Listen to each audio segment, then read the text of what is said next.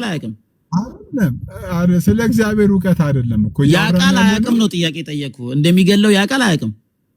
ወንድም ስለ እግዚአብሔር ወንድም ስለ አበበ ስናወራ ከበደ ጋር አትሂድ። አሁን ስለ እግዚአብሔር ነው እያወቀ ነው አትግደለው ብሎ ማለት እንዴት ታደርጋለህ ብሎ ትእዛዝ የሚሰጠው እያወቀ ነው እግዚአብሔር።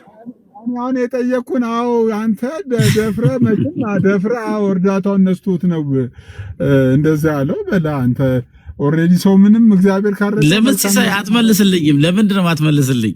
አየህ እግዚአብሔር አያውቅም ወይ ስለ እንኳን ልትመልስ አልቻልክም። እግዚአብሔር ዕውቀት እግዚአብሔር ያውቃል። እግዚአብሔር ሁሉን ያውቃል። አየህ ነገር ግን በሙሉ ግን ፈቅዷል ማለት አይደለም።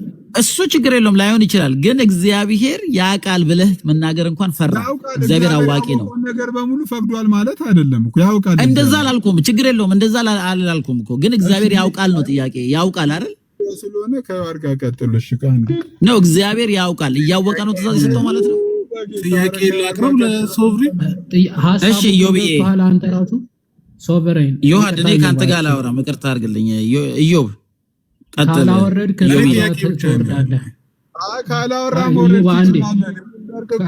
ካላወራ ትወርዳለህ። ከአባታች ኢዮብ የተናገረ ነበር።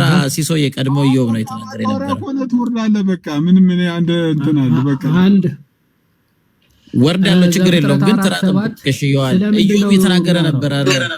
ቆይ አንድ ጊዜ ዮሐዴ አንድ ጊዜ ስለምንድነው ቆይ ዮሐዴ ባለፈው አንተ ቤትም አላወራም ካንተ ጋር እያለ ስለነበረ ሄኖክ አንዴ ዮሐድ ሄኒ ለምንድን ነው አንዴ ቆይ እያልኩ ነው እየጠየኩት።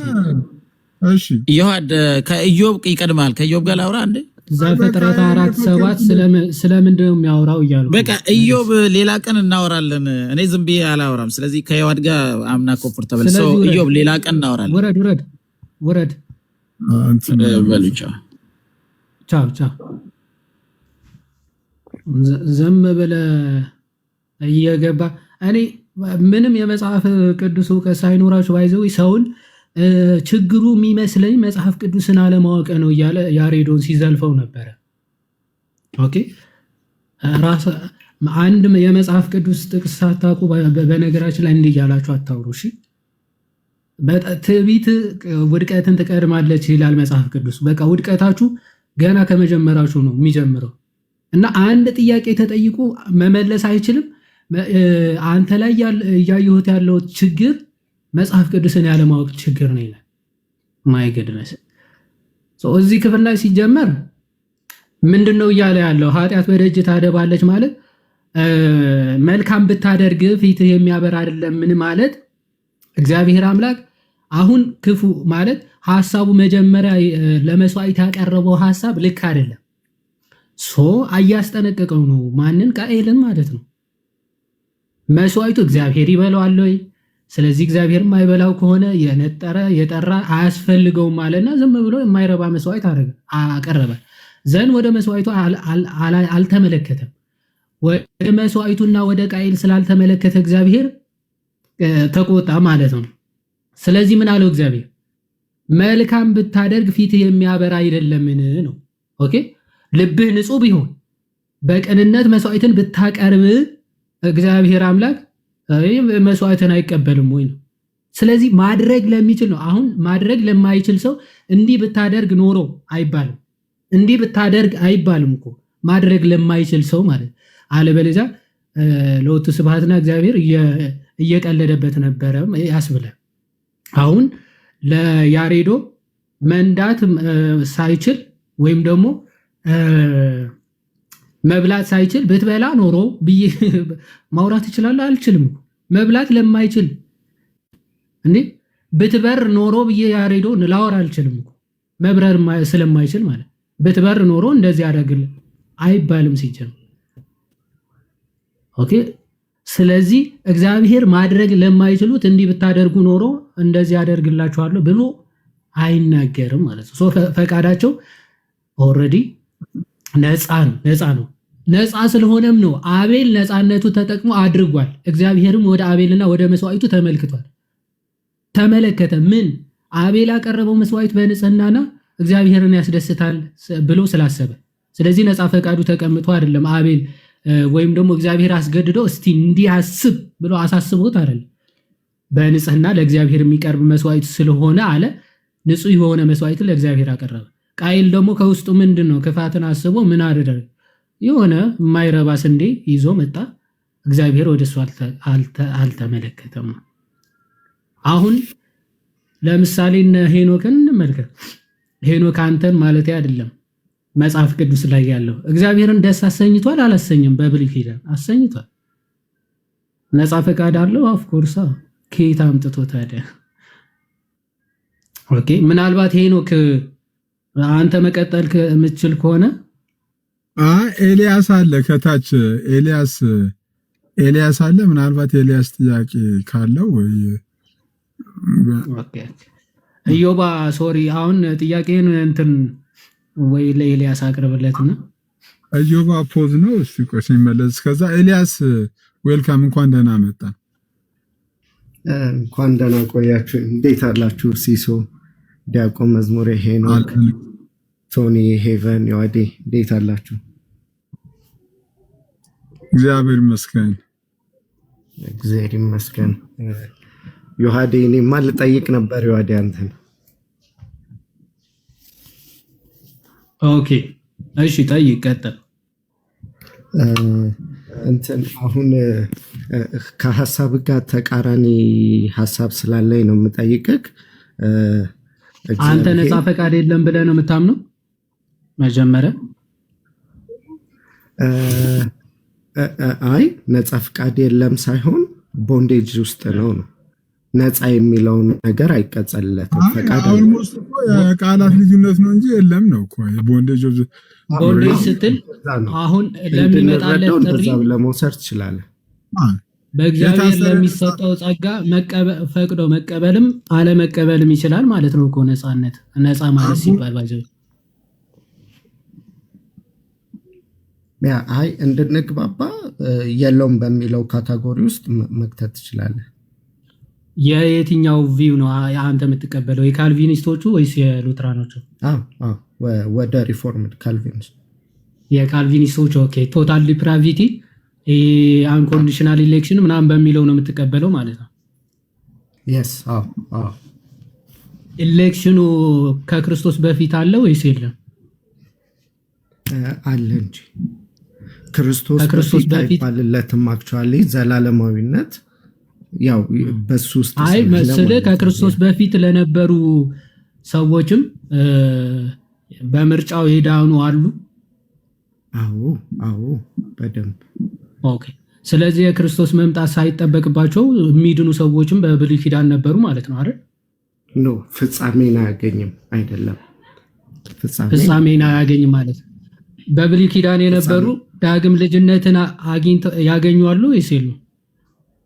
ዳግም ልጅነትን ያገኛሉ ሳይሆን በዚህ በአንድ በሆነችው በተጠራቸው አዲሲቷ ኢየሩሳሌም ወይም የቤተ ክርስቲያን አካል እንደሆኑ አድርገን ግን እንቆጥራለን። እሱም እግዚአብሔር በሚፈጥርላቸው እምነት፣ እግዚአብሔር በሚሰጣቸው ጸጋ ከብሉይ ኪዳን ዘመንም ያንን ኤክስፒሪየንስ አድርገዋል፣ ቴስት አድርገዋል ብለን ከሩቅ አይተው ተሳለሙት ስለሚል ስለዚህ በብሉይ ኪዳንም ሪጀነሬት የሚያደርጋቸው ነበሩ ማለት ነው። አሁን ለእግዚአብሔር እንዴት ነው እንዲህ ሪጀነሬሽን? አሁን በብዙ አይነት መንገድ ነው የምንከፍለው እኛ። ለምሳሌ እግዚአብሔር ከነርሱ ጋር በሚያደርገው ግንኙነት በሚሰጣቸው ጸጋ ምክንያት ያ ጸጋው ሪጀነሬት ሊያደርጋቸው ይችላል። በአዲስ ኪዳን መተን ደግሞ ጸጋውን የምንቀበልባቸው ሚንሶች ስላሉ ጥምቀትና ቃሉ እነሱ ደግሞ አንደኛው ሚንሶች ናቸው ብለን እንናገራለን። ኦኬ ምንድነው የሉትራንም የሪፎርምድም አይነት ነገር ነው ኮንሴፕት እና በሚስጢራትም እንቀበላለን የሚለው። እሺ ቆይ እሱን መጣበታለን። አሁን በብሉይ ኪዳንም በቃሉ በኩል ጸጋን ይቀበላሉ ስትል ሪጀነሬሽን ያገኛሉ ማለት ነው እኮ። አይ እንዴት መሰለ፣ እንደሱ ከሆነ ሪጀነሬሽን ይሄንን ዳግም ውልደት የሚለው ነገር ልንፈታው ይገባል። አሁን አንተ አይምሮ ውስጥ የሆነ መጀመሪያ ያገኛሉ አያገኙም የሚለውን ስትፈታ እኮ ነው ከዛ በኋላ ያገኛሉ ስል ግን ብለህ የምታብራራው። ያገኛሉ ሪጀነሬሽን ያገኙ አሉ ወይስ የሉም? ምን ማለታችን ነው እሱ? ምን ማለት ነው? ዳግም ልደት ነው። ሪጀነሬሽን መፍታት አለብን ብለሃል እኮ። አሁን መፍታት አለብን የምትለው እኮ አሁን ለምሳሌ እናንተ አስቀድሞ የሰው ልጅ ከማመኑ በፊት ሪጀነሬት ማድረግ አለበት ብላችሁ ትናገራላችሁ አይደል? አዎ። እሺ ሪጀነሬት ማድረግ አለበት ስትል ምን ማለት ነው? ዳግም መወለድ አለበት አይደል? ያ ዳግም ሲወለድ ከእግዚአብሔር ነው የሚወለደው ወይስ አይደለም? ከምንድነው የሚወለደው ዳግም? ከእግዚአብሔር ነው የሚወለደው። ግን የትኛውን መሰለ ስቴጆች አሉ? ኖ አይደለም። ያለ እምነት መጀመሪያ ሪጀነሬት የሚያደርገው በእምነት ነው። እሱን እኮ ነው እያልኩ ያለሁት ዮሐዴ።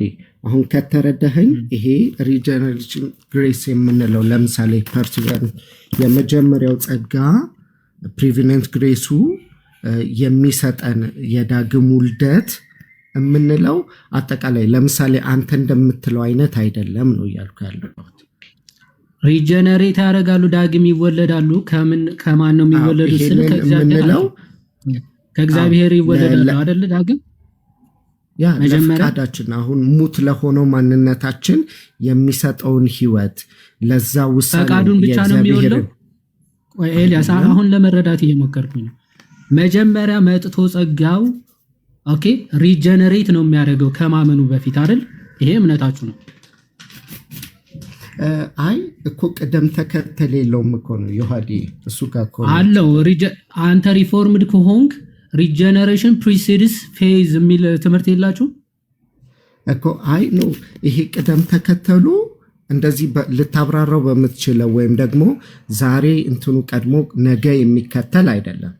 እኔ ቀኖቹ ማን ዘርዝር ንገረኝ እንኳን አላልኩም ኤልያስ። እኔ በስንተኛው ቀን እምነቱ ይመጣል በአራተኛው በወሩ አልጠየቁም። እኔ መጀመሪያ ግን ከማመኑ በፊት ፕሪሲድ የሚያደርገው ሪጀነሬሽን ነው ብለህ ታምናለህ አይደለ?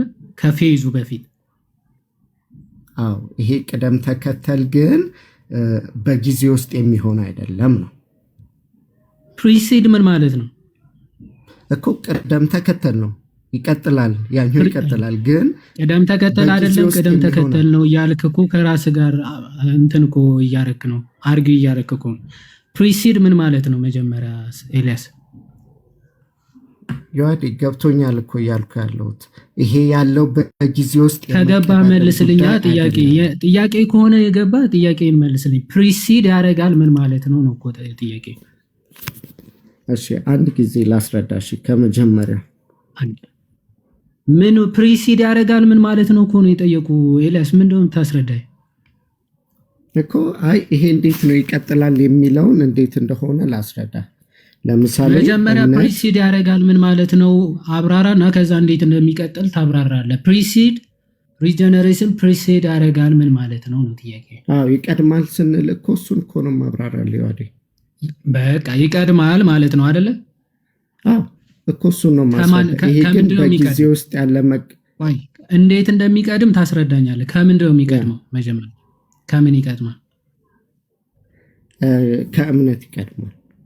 ከእምነት ይቀድማል። እሺ አሁን ሪጀነሬሽኑ እንዴት ከእምነት እንደሚቀድም እስኪ ያስረዳ። ቀጥል። እሺ ስለዚህ አሁን ይሄ ያለው መቀዳደም ግን በጊዜ ውስጥ አይደለም ብያለሁ፣ ወይም ደግሞ ጊዜያዊ የሆነ አይደለም። እግዚአብሔር ሙት ለሆነው ማንነታችን ህይወትን ከሰጠ በኋላ ያ ህይወት እምነት የተፈጠረለት ኢንፊውዝ የተደረገለት ማንነት ስለሚሆን በዛ ጸጋ እግዚአብሔርን ማመን እንችላለን ነው።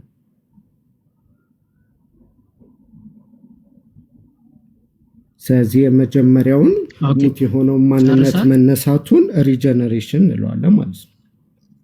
ኦኬ እሺ። ስለዚህ ከእምነቱ በፊት ሪጀነሬት ዳግም ተወልዷል አይደለ? ዳግም ተወልዷል ብለን ልንጠራው እንችላለን። ያንን አዎ እንጠራዋለን። በእኛ ውስጥ ከምንድን ነው የተወለደው? ነው አሁን ከምንድን ነው የሚለውን ሳይሆን ማለት ነው ሙት ለሆነው ማንነቱ እግዚአብሔር ህይወትን ሰጠው እንዴ። አንድ አካል ለመወለድ የሚወለድበት እኮ ያስፈልገዋል አይደለ? ከምንድን ነው የሚወለደው ነው? ከምን አዲስ ህይወትን ያገኛል ነው ዮሐዴ። እኮ አዲስ ህይወት አገኘ ማለት የእግዚአብሔር ልጅ ሆነ ማለት ነው አይደል? አዎ አዎ። ኦኬ። ስለዚህ ያለ እምነት የእግዚአብሔር ልጅ ይሆናል አስቀድሞ ማለት ነው አይደል? ለምን አብሮ? ምክንያቱም አስቀድሞ ሪጀነሬት ሲያደርግ የእግዚአብሔር ፕሪሲድ ያደርጋል እኮ ተባባነ። ሪጀነሬሽን አስቀድሞ ፕሪሲድ ያደርጋል ብለኛል። ከማን ነው ፕሪሲድ ያደረገው? ከእምነቱ። ስለዚህ አስቀድሞ ሪጀነሬት ካደረገ በኋላ እዛው ራሱ እምነትም ኢንፊውዝ ያደርጋል ነው። አሁን መጀመሪያ ሪጀነሬት አድርጎ የራሱ ልጅ አድርጎ ያለ ምንም እምነት አስቀድሞ የእግዚአብሔር ልጅ ይሆናል ያለ እምነት አይደል?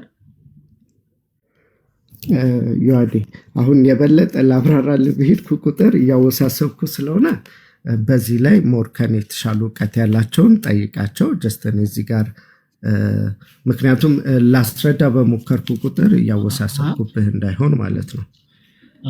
በጣም ግልጽ እኮ ነው። ሪጀነሬሽኑ ይቀድማል፣ ጸጋው መጥቶ ሪጀነሬት ያደርገዋል፣ ይወልደዋል ዳግም ማለት ያንን ዳግም የተወለደው አካል የእግዚአብሔር ልጅ ነዋል ሳያምን በፊት ማለት ነው። ፕሪሲድ የሚለውን ስለሆነ እያወራል ከፌዙ በፊት ማለት ነው። ከፌዙ በፊት አስቀድሞ ሪጀነሬት ይደረጋል። ሶ ሪጀነሬት ያደረገ ደግሞ የእግዚአብሔር ልጅ ነው ዊዝአውት ፌዝ ማለት ነው፣ ያለ ፌዝ። ስለዚህ ያለ ፌዝ ሪጀነሬት ያደረገ ያለ ፌዝ የእግዚአብሔር ልጅ ሆነ ማለት ነው አስቀድሞ። ኢዝናት ሎጂካሊ ሲምፕል በጣም አይ ዮሐዴ አሁን እኔ እያልኩ ያለሁት አንተ ስትደግመው እንደዛ እንዳልሆነ እኔ እየተሰማኝ ነው። ስለዚህ እኔ እያልኩ ያለሁትን እያልክልኝ አይደለም። በእኔ እንደዛ እንዳልሆነ ማለት በፊት ሪጀነሬት አድርጓል አላረገም ነው ወይስ እኮ? አይ አይደለም፣ ለዛ ነው ዮሐዴ በቃ ፍታው እንትን ካለ ለዛ ነው። ምክንያቱም የበለጠ ለሚሰማ ነው አይደል በስትለኝ ጀስት አይ ነው ከታችም ያሉ ሰዎች ተሳስቼ መስሏችሁ ከሆነ የተሻለ ትምህርቱን የሚያስረዱ ስላሉ ከነሱ እንትን በሉ። እሺ ቀጥል። እሺ ጥያቄ ጠይቅ።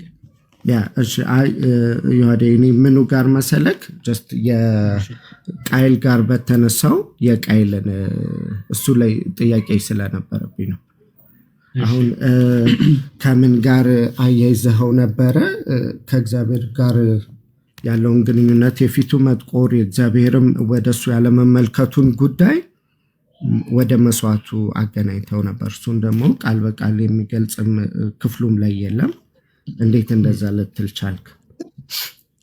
እሺ እኔ ቃል ክፍሉን ነው ቀጥታ ያነበብኩት። ባይዘው ምንም የጨመርኩት ራሱ የለም። ዘፍጥረት ምዕራፍ 4 ከቁጥር 1 ጀምሮ እናንብበው። እሺ አዳምም ሚስቱን ሔዋንን አወቀ፣ ጸነሰችም፣ ቃየልንም ወለደች። እርሷም ወንድ ልጅ ከእግዚአብሔር አገኘው አለች።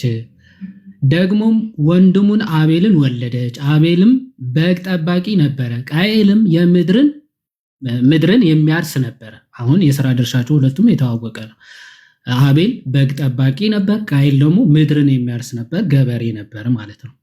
ከብዙ ቀንም በኋላም ቃየል ከምድር ፍሬ ለእግዚአብሔር መስዋዕትን አቀረበ አለ። እሺ ምን አደረገ? ለእግዚአብሔር መስዋዕትን አቀረበ። ቃየል ከዛ ከሚያርሰው እርሻ ማለት ነው። ዘን 4 ቁጥር አቤል ደግሞ ከበጎቹ በኩራትና ከስቡ አቀረበ ይላል።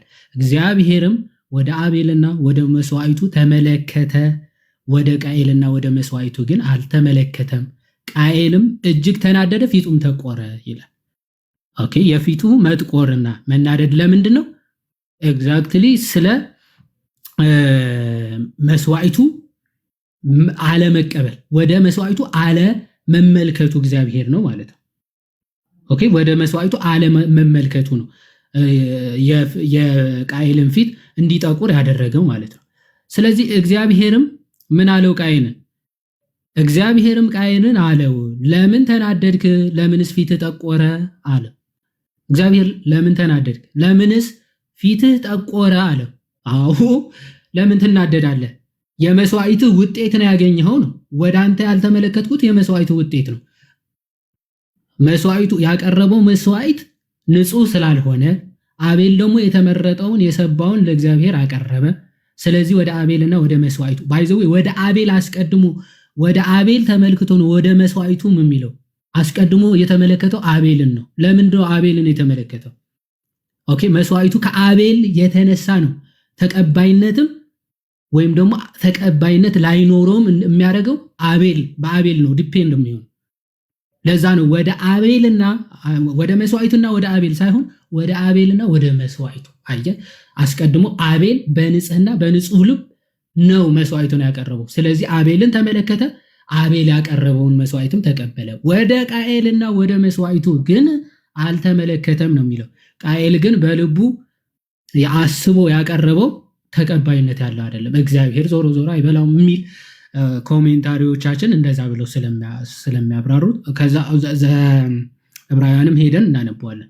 ስለዚህ ለምን ይጠቁራል ይልና ቁጥር 7 መልካም ብታደርግ ኖሮ ነው። በቃ መልካም አድርገ ቢሆን ፊት የሚያበራ አይደለም ወይ ነው። በቃ መስዋዕቱ በንጽህና ማቅረብ ይችላል። ኦፍኮርስ ይችላል፣ ስለሚችል ነው። ብታደርግ ፊት የሚያበራ አይደለም ወይ? መስዋዕትህን የምቀበለው አይደለም ወይ? እግዚአብሔር እኮ የሰው ፊት አይቶ የሚያደላ አምላክ አይደለም። አቤል ነው ቆንጆ ስለሆነ፣ ቃኤል መልከ ጥፉ ስለሆነ ወይም ደግሞ አቤልን ስለመረጠ ቃኤልን ስለጠላው አይደለም። በቃ የአቤል መልካም ምግባሩ ነፃ ፈቃዱ ተጠቅሞ ያቀረበውን ንጹህ መስዋዕት አለ። ቃኤል ደግሞ ነፃ ፈቃዱ ተጠቅሞ ያቀረበው ንጹህ ያልሆነ መስዋዕት አለ። ስለዚህ መልካም አድርገ ቢሆን ኖሮ እኮ እንዴ ፊት የሚያበራ አይደለም ወይ? መስዋዕትን የምቀበለው አይደለም ወደ መስዋዕት የምመለከት አይደለም ወይ ማለት ነው። ኦኬ ምክንያቱ ወደ አቤል የተመለከተው ኦፍ ኮርስ የመልካም ስላደረገ ነው። ስለዚህ መልካም ብታደርግ ፊትህ የሚያበራ አይደለም ወይ ነው እንጂ ነው። ሪቶሪካል ኮስችን ነው። አረ ነው መልሱ። መልካም ባታደርግስ ኦፍ ኮርስ ኃጢአት በደጅ ታደባለች፣ ፈቃዷም ወደ አንተ ነው፣ አንተ ግን በእርሷ ንገስባት አለ። አሁንም በኃጢአት የመንገስ አቅም አለው ባይዘው። አሁንም ኃጢአት እንዳትነግስብህ፣ ኃጢአት እንዳትበረታብህ በደጅህ እያደባች ነው አለው እግዚአብሔር። ምክንያቱ ለእግዚአብሔር ያለው እይታ ለመስዋዕት ያለው እይታ ትክክል ስላልሆነ ኃጢአት በዙሪያ ታደባለች። ለእግዚአብሔር በንጽህና ማታቀርብ ከሆነ ማን ነው እየቀረበህ የሚመጣው? ኃጢአትና ዲያብሎስ እየቀረበ እየተጠጋ ይመጣል። የእሱ ባሪያ ትሆናለህ፣ የእሱ ፈቃድ እየፈጸምክ ትሄዳለህ። እሱን ነው የተፈጸመው ቃየል ላይ እግዚአብሔር አስጠነቀቀው፣ በዛ ክፋቱ ጸና። ስለዚህ ወንድሙን እስከ መግደልም ቀጠለ ማለት ነው።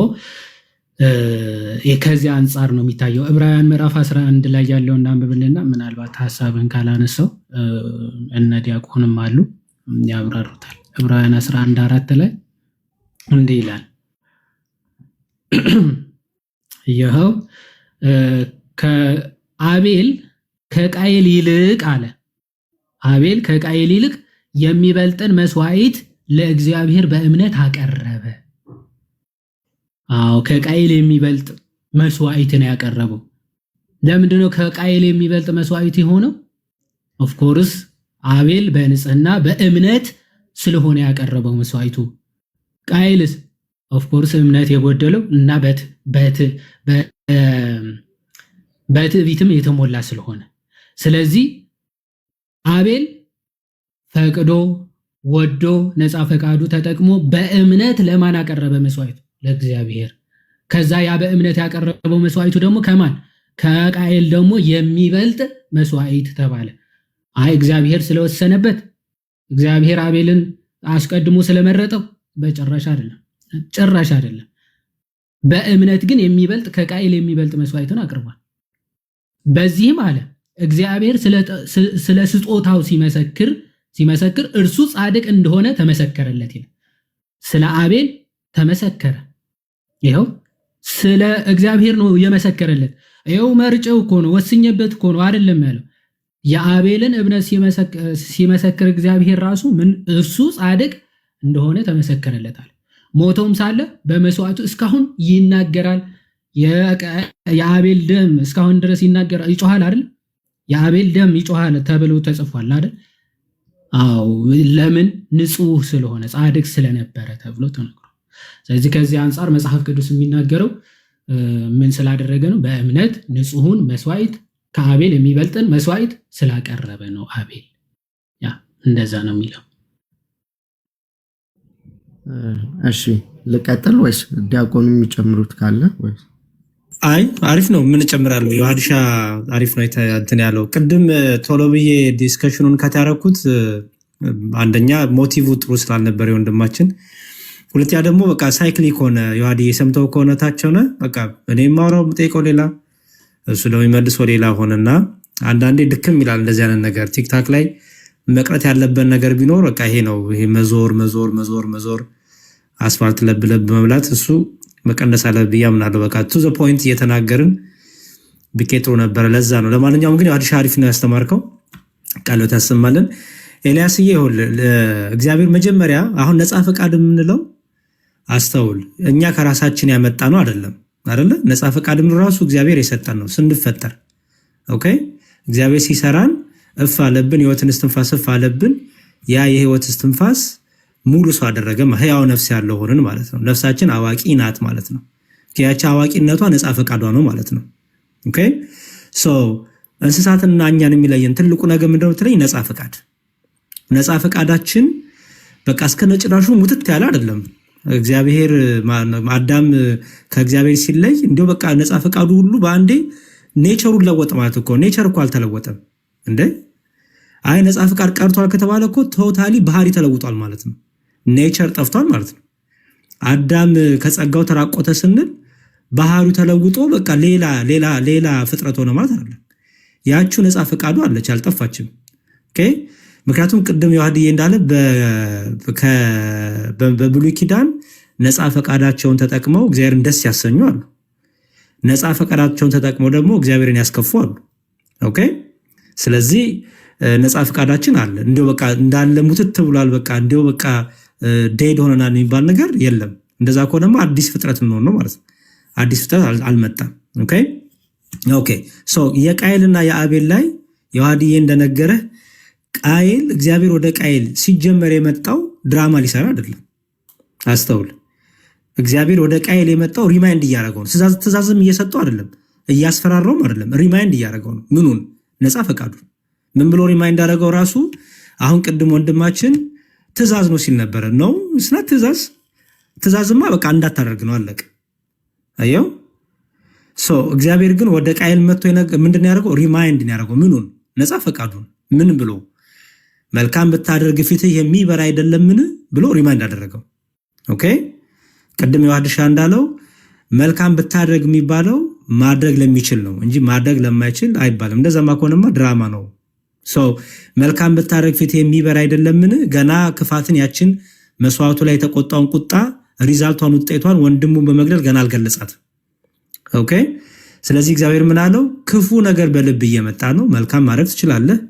መልካም ብታደርግ ፊትህ ይበራል አለው። መልካም ባታደርግ ግን ኃጢአት በደጅ ታደባለች አለውና ፍቃዷ ወደ አንተ ነው። አንተ ግን በእርሷ ላይ ንገስባት። አስቼ አንድ ሚዩት አድርግ።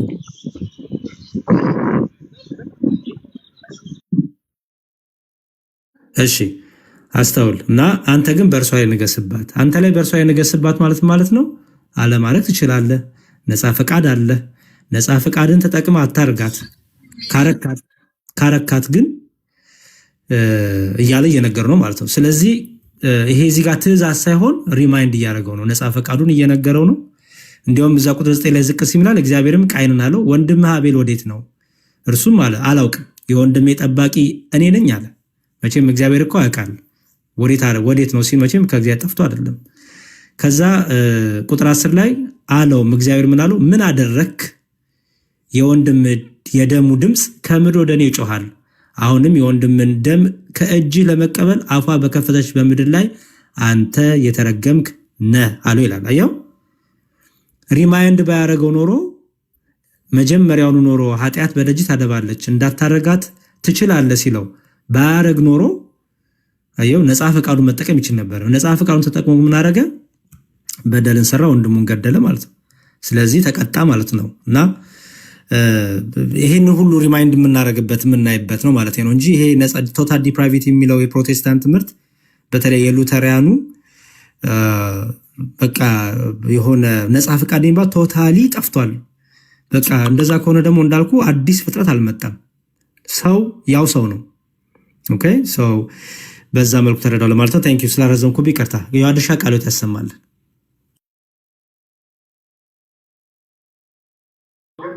እሺ ችግር የለም። የመጡ ያሬዶ በዚህ አጋጣሚ ታብ ኮፒ ሼር አድርጉ ጋይስ። ወይኔ ወርጄ ታብ ኮፒ ሊንክ ላድርግ። እሺ ሊያስቀጥል አክሊሻ እንኳን ደህና መጣ።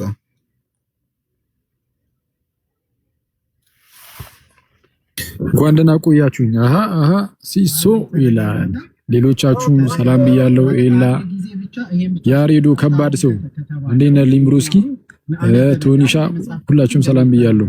ዮሐዴም እናንተ ቸርቻችሁ እየተከራከራችሁ ነው መኪና ውስጥ እናንተ ቸርቻችሁ? ኧረ አይደለም በጌታ ነው። እዚህ አንተ አብረን እየሄድን ብድግ ብሎ የሆነ ቦታ ገባ ማለት ነው። ጀለስ እንዴ የማደርገው ሳጣ ዝም ብዬ ቲክቶክ ላይ ገባ አልኩኝ። ቲክቶክ ላይ ገባ ስል እንዴ ወንድሞች እዚህ ጀግና ደስ ላይ ናቸው። ዝም ብዬ ገብቼ ደቀልኩኝ።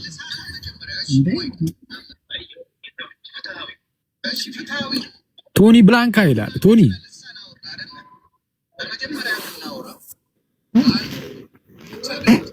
እንዴት ነህ ብሮስኪ?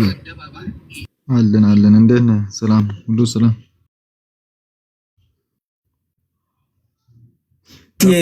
በልና ይኸው ቶኒም አለ አኬም አለ። ሜቢ ከኔና ከዮሐድ ሜቢ እኛ ከቨር ያላረገውን ደግሞ ወንድሞቻችን ከቨር ያደርጋሉ። ኤልያስዬ ሐሳብን አቅርብ። ሜቢ እንትን ያልከው። እሺ ቶኒ ሰላም ብያለሁ። የድሮ ጓዴ እና ኤንዌይ ሰላም ይብዛኝ። አሜን። እሺ ሐሳቡን አሚን በልዩነትም ቢሆን ቀበላለሁ። ግን እንዴት ነው እኔ የምረዳው የተማርኩትም ይሄኛውን ክፍል በተለይ እግዚአብሔር በብሉይ ኪዳንም ዘመን ለሰዎች ጸጋውን ይሰጣል፣ ሞገሱን ይሰጣል፣ ቸሮታውን ያደርጋል። ሰዎች ወደሱ እንዲቀርቡ እግዚአብሔር ያግዛቸዋል ብለን እናምናለን። ስለዚህ ቅድምም እንዲያውም ከዮሐዴ ጋር ስንነሳ ምናልባት ድሮፕ አድርገው የመጣሁት ሀሳብ ቢሆንም እግዚአብሔር አስቀድሞ ለሰዎች የሚያደርገውን አፕሮች የተወሰነም ቢሆን አንስቼ ነበረ በብሉይ ኪዳንም። ስለዚህ አቤል ላይ ፎከስ ስናደርግ ለአቤል እግዚአብሔር ቸሮታን አድርጎለታል ብለን ነው የምናምነው። ቸሮታን ወይም ደግሞ ጸጋን አብዝቶለታል። ይህንን የምንልበት ምክንያቶች ቅድምም ካነበባችሁት የመጽሐፍ ቅዱስ ክፍል ከዕብራውያን ምዕራፍ ቁጥር ስንት ነው? ምዕራፍ 11 ቁጥር 4 አይደል? እሱ ክፍል ላይ አቤል መስዋዕቱ እንዲልቅና ከፍ እንዲል ያደረገለት ምክንያት እምነት ወይም ደግሞ እምነቱ በእምነት መቅረቡ ነው ስለሚል ያ እምነት ደግሞ ከራሱ ያገኘው ሳይሆን ለሰው ልጅ ውስጥ የሚፈጠር ማንኛውም እምነት ሁሉ በእግዚአብሔር እገዛ የሚመጣ ነው ብለን ስለምንረዳ ፌቨር አግኝቷል። አቤል በእግዚአብሔር ፊት ሞገስን አግኝቷል። እምነት እግዚአብሔር ሰጥቶታል ማለት ነው። በዛ ስላቀረበው ነው። ይህንንም ለማለት ምናልባት አንተ ወዳነሳኸው ሀሳብ እንዳናዘንብል የሚያደርገን የመስዋዕት ግብአቶች በብሉይ ኪዳን ዘመን ሰዎች መስዋዕትን እንዲያቀርቡ ከተፈቀደላቸው ግብአቶች መካከል ቃየል ያቀረበው ግብአት አንደኛው ነው። ስለዚህ መስዋዕቱ በራሱ ነቀፌታ የለውም። ይህንን መስዋዕት በዘሌዋውያን ምዕራፍ 3 ላይ ከቁጥር 14 ጀምሮ ብንሄድ ምን አይነት መስዋዕትን ሰዎች ለእግዚአብሔር ያቅርቡ ሲል ከዘረዘራቸው ቁጥር 16 ላይ የቃየል መስዋዕት ነው። ስለዚህ በራሱ ቃየል ያቀረበው መስዋዕት ነገር ግን ተመልሻለሁ። አሁን ይቅርታ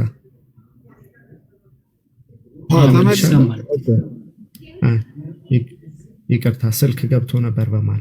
ስለዚህ ምን ይላል ቁጥር 5 ላይ ዘፍጥረት ላይ ምንድነው የሚለው? እግዚአብሔር ወደ ቃየልም ወደ መስዋዕቱም አልተመለከተም ነው የሚለው። ቅድምም አቤል ላይ ቀድሞ እግዚአብሔር አቤልን አይቷል ይለን ነበረ፣ አንስተዋል። ዮሐዴም ወደ ቃየል አልተመለከተም። ከዛ ደግሞ እግዚአብሔር ምንም ለሱ ያደረገው ነገር የለም፣ የተተወ ነው ብለን ነው የምናስበው። ስለዚህ ቀጥሎም ደግሞ ፈቃዱን ብቻ የሚገልጽ ነው ካለን አቤል ቃየል ይህንን ጥፋቱን ካደረገ በኋላ ደግሞ እግዚአብሔር ድጋሚ አግኝቶት ነበረ። ሲያገኘው መጸጸት እንኳንን አላሳየም። እንደው ፈቃዱ የሆነ ያለፈውን ጥፋት እንኳን ብናይ፣ ምክንያቱም ጸጸት እንኳን በውስጡ የለም። አሁንም በእግዚአብሔር ፊት ደንዳና ነበር። ወንድምህ የት አለ ሲለው እንዴ እኔ እሱ ጠባቂ ነኝ እንዴ ብሎ ለእግዚአብሔር እስኪመልስ ድረስ ልቡ በጣም በክፋት ነው። ይሄ ደግሞ መጽሐፋችን እንደሚነግረን በመዝሙረ ዳዊትም ከክፋቱ የተነሳ ከአባቱ ክፋት ወይ ከዲያብሎስ ክፋት ስለሆነ ዘሩም የክፋት ስለሆነ በውስጡ ያለው በዛ ምክንያት ነው ብለን እንረዳለን። እዚህ ላይ ተቃርኖ ስላለኝ ይሄን ልጠይቅ ነበር የገባሁት። ካረዘምኩ ያሬ ይቅርታ። አይ ችግር የለውም። ትንሽ ሀሳብ እንትን በልና እና ምናምን ይጨምሩበታል። አሁን አንተ እያልክ እንደነበረው እንዲሆን ማለት አንድ መጽሐፍ ቅዱሳዊ ሀሳብ አልጠቀስክም ብዬ አስባለሁ። ምክንያቱም አንተ ከተናገርካቸው ንግግሮች ጭራሽ የተተወ ነበረ ብለሃል። ጭራሽ የለም። እግዚአብሔርም ቢተወው ኖሮማ ጭራሽ ባላናገረውም ነበር። እንደናንተ ትምህርት ቢሆን እግዚአብሔር ወደሱ ከመጣ ባይነሰሲቲ የግድ ያምናል የሚል ትምህርት ነበር የነበራችሁ። ወደ ቃየል ግን መጥቷል እግዚአብሔር። ኦፍኮርስ ደጋግሞ መጥቷል፣ አስጠንቅቆታል ራሱ እግዚአብሔር፣ ግን አልተመለሰም። በእናንተ ትምህርት በቃ የመረጣቸውን ይመጣል፣ ያድናቸዋል፣ ይወላቸዋል አይነት ነገር ከሆነ ማለት ነው። ወደ አቤል መጥቶ ወለደው ምናምን የሚል ሀሳብ ራሱ ማለት በብሉይ ኪዳን እንደው እግዚአብሔር በጸጋ ያግዛቸው መልካም ለሚሰሩ አይረዳቸው የሚል ሀሳብ አልተናገርኩም እኔ። እንዴ የእግዚአብሔር ካረዳ ካላገዘህማ ምንም እኮ መልካም ነገርም ታደርጋለህ የሚል ትምህርት እኮ የለንም። ያንን እኮ በብሉይ ኪዳን ራሱ ጸጋ እግዚአብሔር ያግዛል፣ ይረዳል። ትክክል ነው። እንደ ሐዲስ ኪዳን በምልአት እንኳን ባይሆን ማለት ነው። ክፍሉ የሚናገረው ግን ምንድነው? ቃየልን እንደው ትቶታል። የተተወ ነው የተጣለ ነው ሳይሆን የሚለው ቃየልን ደጋግሞ እግዚአብሔር ወደ ቃየል ደጋግሞ ሲቀርብ፣ ቃየል ደግሞ አጥብቆ ሲሸሽ እንመለከታለን። አቤል ደግሞ ለእግዚአብሔር ካለው ቀና ልብ የተነሳ በእምነትም ለእግዚአብሔር ካለው እምነትም የተነሳ ማለት ነው እግዚአብሔር አቤልንም መስዋዕቱንም ሲቀበለው ሲቀድሰው ሲያጸድቀው ትመለከታለህ ማለት ነው። አጽዳቂው ቀዳሹ እግዚአብሔር ነው። ፎርስ ፎርዛት ማለት ነው። ስለዚህ ከአቤል ምንም ነገር ሳይታይ አይደለም፣ ከቃየልም ምንም ነገር ሳይታይ አይደለም እግዚአብሔር የተው መስዋዕቱን አልቀበልም ያለው። እንደው በቃ ቃየል ምንም ሳያደርግ መስዋዕት ሳያቀርብ ምናምን እንዲሁ ትቶት አይደለም። ኦኬ እንደዛ የሚል ሐሳብ ጭራሽ መጽሐፍ ቅዱስ ላይ ስለሌለ አቤልንም እንደው ምንም እምነቱም ሳይታይ ነፃ ፈቃዱ ሳይታይ ምንም እንደው ዝም ብሎ በቃ አቤልን መርጫለሁ ቃየልን እንደዛ አይነት ሐሳብ አይደለም። ምክንያቱም ዘፍጥረት ላይ ምን ብያለሁ? ሁለቱም የሚሰሩበት ወይም የሚያገለግሉበት አገልግሎት አለ። ያ የእርሻ ቃየል የእርሻ ምድር ማረስ፣ አቤል ደግሞ ጠቦቶችም ግልገሎችን ማሳደግ ወይም ደግሞ ጠባቂ እረኛ ነበረ። ስለዚህ እሱ ለእግዚአብሔር የሚቀርብ ስለሆነ አለ የሰባውን መርጦ ለእግዚአብሔር መስዋዕት አቀረበ ይላል። የሰባው የሚለው ለእግዚአብሔር የተወደደውን ምርጥ የሆነውን መርጦ ማለት ነው። የቃየል ግን መስዋዕቱ ራሱ ምንም ለእግዚአብሔር መስዋዕት አቀረበ እንጂ የመስዋዕቱ አይነት ያልተገለጸበት ምክንያት ምንም የረባ ስላልሆነ መስዋዕቱ ነው። አክቹአሊ ምን አለ? መስዋዕቱ ሁለቱን ካቀረቡ በኋላ ግን እግዚአብሔር ምንድን ነው የሚለው? ከበጎቹ በኩራት ከስቡ አቀረበ። እግዚአብሔርም ወደ አቤልና ወደ መስዋዕቱ ተመለከተ ይልና ወደ ቃየልና ወደ መስዋዕቱ ግን አልተመለከተም። ከዛ በኋላ የቃየልን መስዋዕት እንዳልተቀበለ እግዚአብሔር ሲመለከት ቃየል እጅግ ተናደደ፣ ፊቱም ጠቆረ ይላል። ስለዚህ አሁን ኢፌክቱ ወይም ደግሞ የመስዋዕታቸው ውጤት እየተመለከትን ነው ማለት ነው። የቃየልን መስዋዕት አልተቀበለም፣ የአቤልን መስዋዕት ተቀብሏል። እሺ ለምን የአቤልን ተቀብሎ የቃየልን ተው? እንደናንተ ቃየል የተጣለ ስለሆነ አቤል ደግሞ የተመረጠ ስለሆነ ነው የምትሉት አይደል? እግዚአብሔር ግን ወደ አቤል ይመጣል። ምን አለ? እግዚአብሔርም ቃየልን አለው ይላል። ይኸው ወደ ቃየል መጣ። ጥሎታል እግዚአብሔር አልጠራም። ይኸው ወደ ቃየል መጣ እግዚአብሔር እንዲህ አለው፣ ለምን ተናደድክ? ለምንስ ፊትህ ጠቆረ አለው። መልካም ብታደርግ ፊትህ የሚያበራ አይደለምን አለው። በቃ ማድረግ ለማይችል የተጣለ ከሆነ እንዲህ ብታደርግ እኮ ፊትህ ያበራል አይለው። ኦኬ አይባልም። ሲጀመር እንደዚህ ማድረግ ለማይችል አሁን ለመላእክት ኃጢአት ብትሰሩ ትወድቃላችሁ።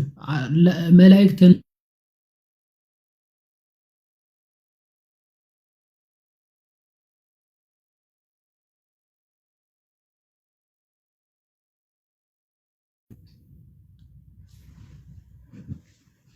ተመለስኩ። ሌላስ ተመልሷል። ይቅርታ ስልክ ገብቶብኝ ነበረ። ልክ አሁን እኛ ከትንሣኤ በኋላ ኃጢአት ጭራሽ የለም አይደል? ሞት የለም።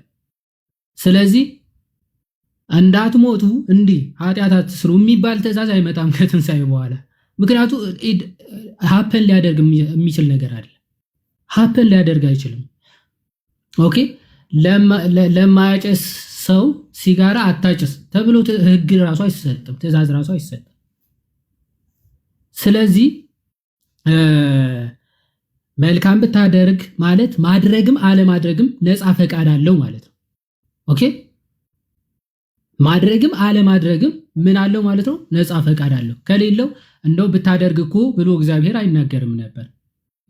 ብታደርግ ኖሮ ብሎ እግዚአብሔር አይናገርም ነበር። ስለዚህ መልካም ብታደርግ ፊት የሚያበራ አይደለም ወይ?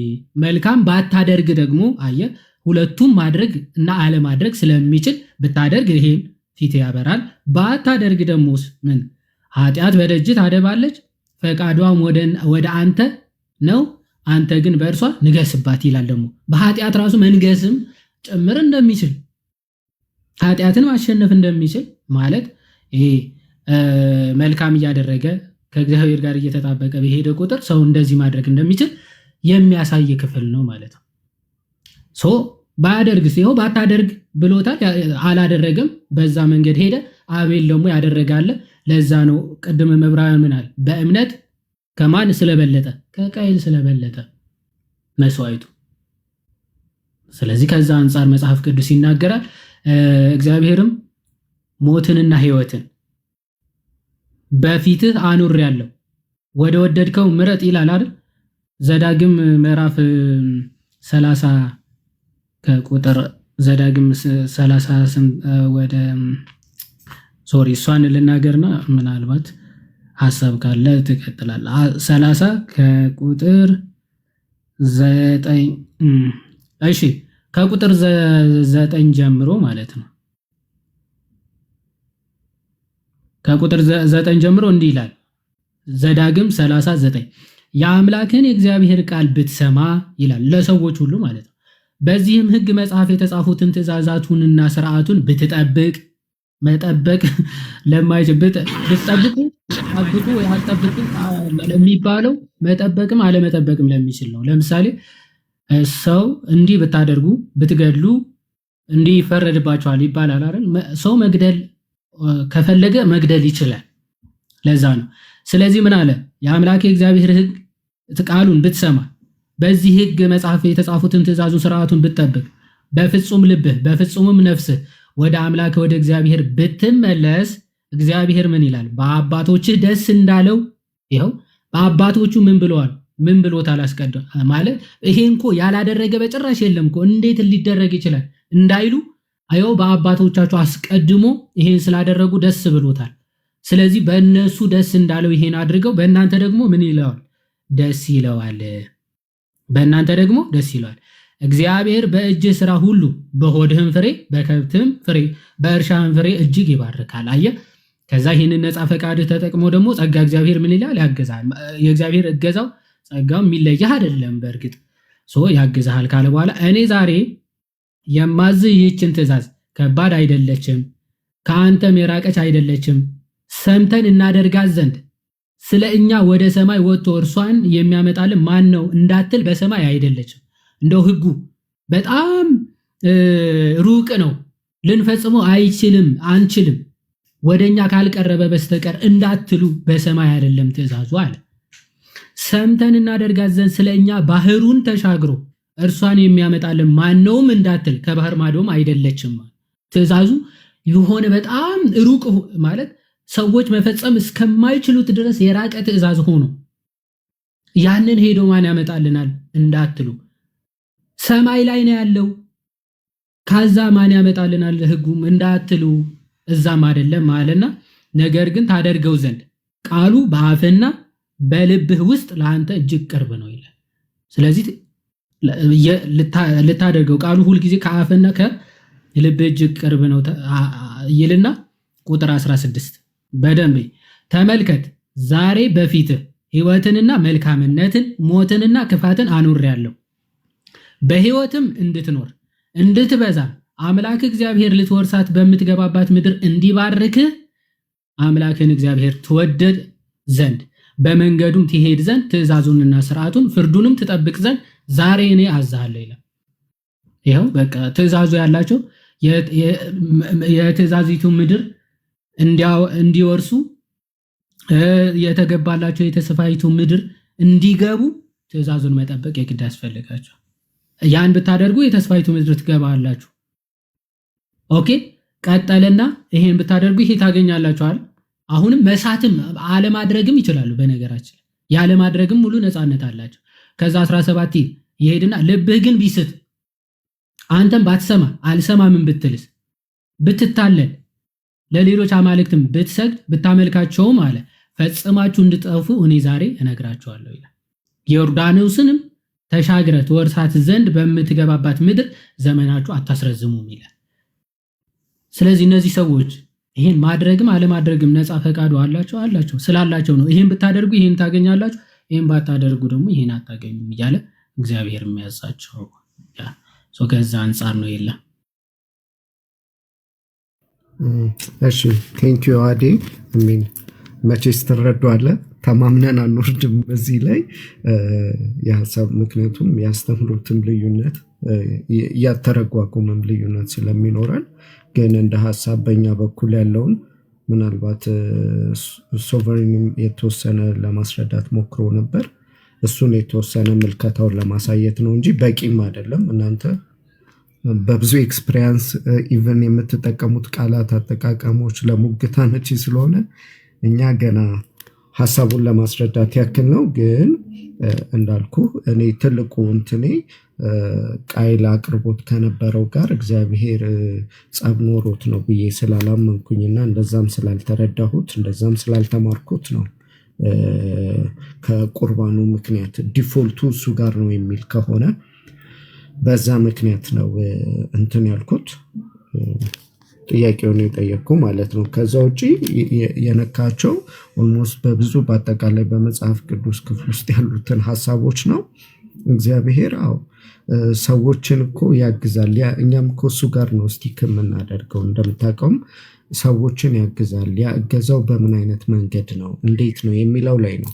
ስለዚህ እግዚአብሔር ሰው ካላገዘው በስተቀር ምንም ሊያደርግ አይችልም። መጽሐፍ ቅዱስ ላይ ምን ቃል አለ? የሰዎች ጽድቅ አለ። ለምሳሌ በኢሳይያስ 56 በ46 ታርመኛለህ ጽድቃችን የመርገም ጨርቅ ነው ይላል። በሰዎች ዘንድ የሰው ጽድቅ አለው። ሰው ጥሩ ነገሬ ብሎ የሚሰራው ስራ አለ፣ ግን እሱ ለድነቱ በቂና ለእግዚአብሔርን ደስ የሚያሰኝ አይደለም። ስለዚህ እግዚአብሔርን ደስ የሚያሰኝ ፈቃዱን የሚፈጽም እንዲሆን እግዚአብሔር ልክ በመጽሐፍ ቅዱስ በሕዝቅኤል 36 ላይ እንደሚናገር ንጹሕን ውሃ ረጭባችኋለሁ፣ የድንጋዩን ልብ አወጣለሁ፣ የስጋ ልብ ሰጣችኋለሁ እንደሚል እግዚአብሔር በአዲስ ልብ ማንነታችንን ይቀይራል፣ ይፈውሳል፣ ያድናል። ስለዚህ ያ ማንነታችን የታደሰው አዲስ ማንነት የተሰጠን ማንነታችን ይሄ ማንነት እግዚአብሔርን ደስ ማሰኘት ይችላል። ከዛ በፊት ግን የምንሰራቸው ተግባሮች ሁሉ ግን ወደ ክፋት ያዘነበሉ ናቸው። ክፋትን የምንመርጥ ሰዎች ነበርን።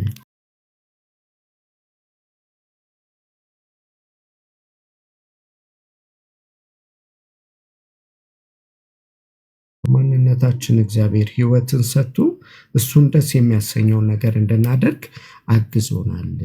ይሄ ጸጋው የእግዚአብሔር ይቀድማል ነው ከሁሉም የምንለውና እሱን ለማለት ነው። አይኖ እኔም ማስረዘምኩኝ። አይገስ እዚህ ላይ ይብቃኝ አይደል እንዳላደርገው። እሺ ላይ ጥሩ። ምናልባት ይሄን ሐሳብ ልስጥና አይ ቲንክ ሲሶ ምናምን ምናልባት የሚቀጥል ከሆነ እንትን ይላል። ያ አሁን ያነሳቸውን ከምን አንጻር መሰለህ የምንመለከታቸው? አሁን ጸጋ እግዚአብሔር ያስፈልጋቸዋል ብለን እናለን። አሁን እሱ እኮ አይደለም ትልቁ ችግራችን። የእግዚአብሔር ጸጋ ያግዛል አያግዝም እኮ አይደለም ትልቁ ችግራችን። የእናንተ ትልቁ ችግር ምንድን ነው? ሰውየው ራሱ ምንም ማድረግ አይችልም። ጭራሽ እየተቃወመው ራሱ እግዚአብሔር መጥቶ በግድ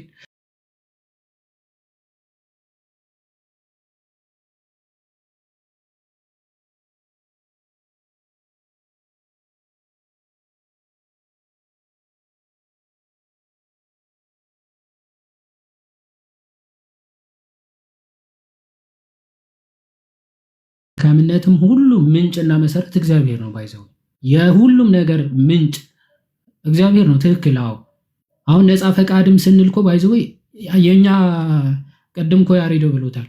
አሁን እግዚአብሔርን በመልኩና በምሳሌ ፈጠረ ሲል እግዚአብሔር የሰው ልጅን ማለት ነው መልክና ምሳሌ ብሎ ነው የሚናገረው። መልኩ በካፓዶሻን ፋዘር ስም በነ ቅዱስ ዮሐንስ አፈወርቅ ስትመለከት የእግዚአብሔር መልኩ በሰው ልጆች ሁሉ አልጠፋም። ላይክነሱ ግን ኦፍ ኮርስ አጥቷል፣ ወይም ደግሞ አጥቷል ላይክነሱ። ኢሜጁ ግን ዲስቶርት ወይም ደግሞ መልኩ ሊደበዝዝ ይችላል እንጂ ጭራሽ በጭራሽ ሊጠፋ የማይችል ነው ብለው ካፓዶሻን ፋዘርስ ይናገራሉ። ሶ ኢሜጅ ከእግዚአብሔር ኢሜጅነት ቶታሊ ዲስትሮይ ሆነን አልጠፋንም። የእግዚአብሔር መልካችንን አላጣነውም ቶታሊ ማለት ነው። መልክና ምሳሌ ማለት ነው። ዘን ከዛ መልክ ከሚባሉት ዋነኛው ነፃ ፈቃድ ነው። ኦኬ፣ ነፃ ፈቃድ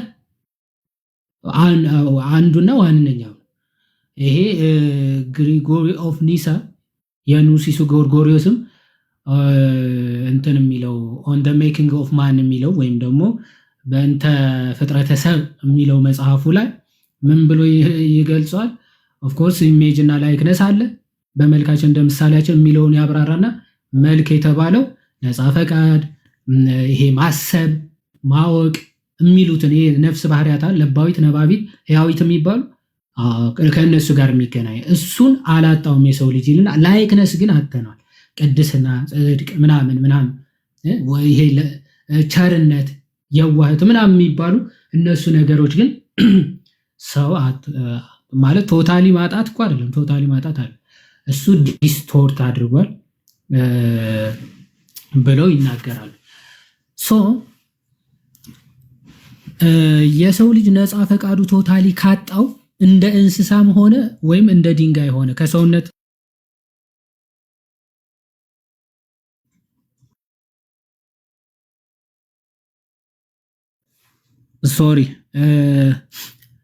ነፃ ፈቃዱን ካጣው ሰው መሆኑ በቃ ቀርቷል ሲጀመር ማለት ነው። ከሰውነት ተራ ወጣ ወደ እንስሳ ወይም ደግሞ ወደ ድንጋይነት ሊትራሊ በኔቸር ደረጃ ማለት ነው።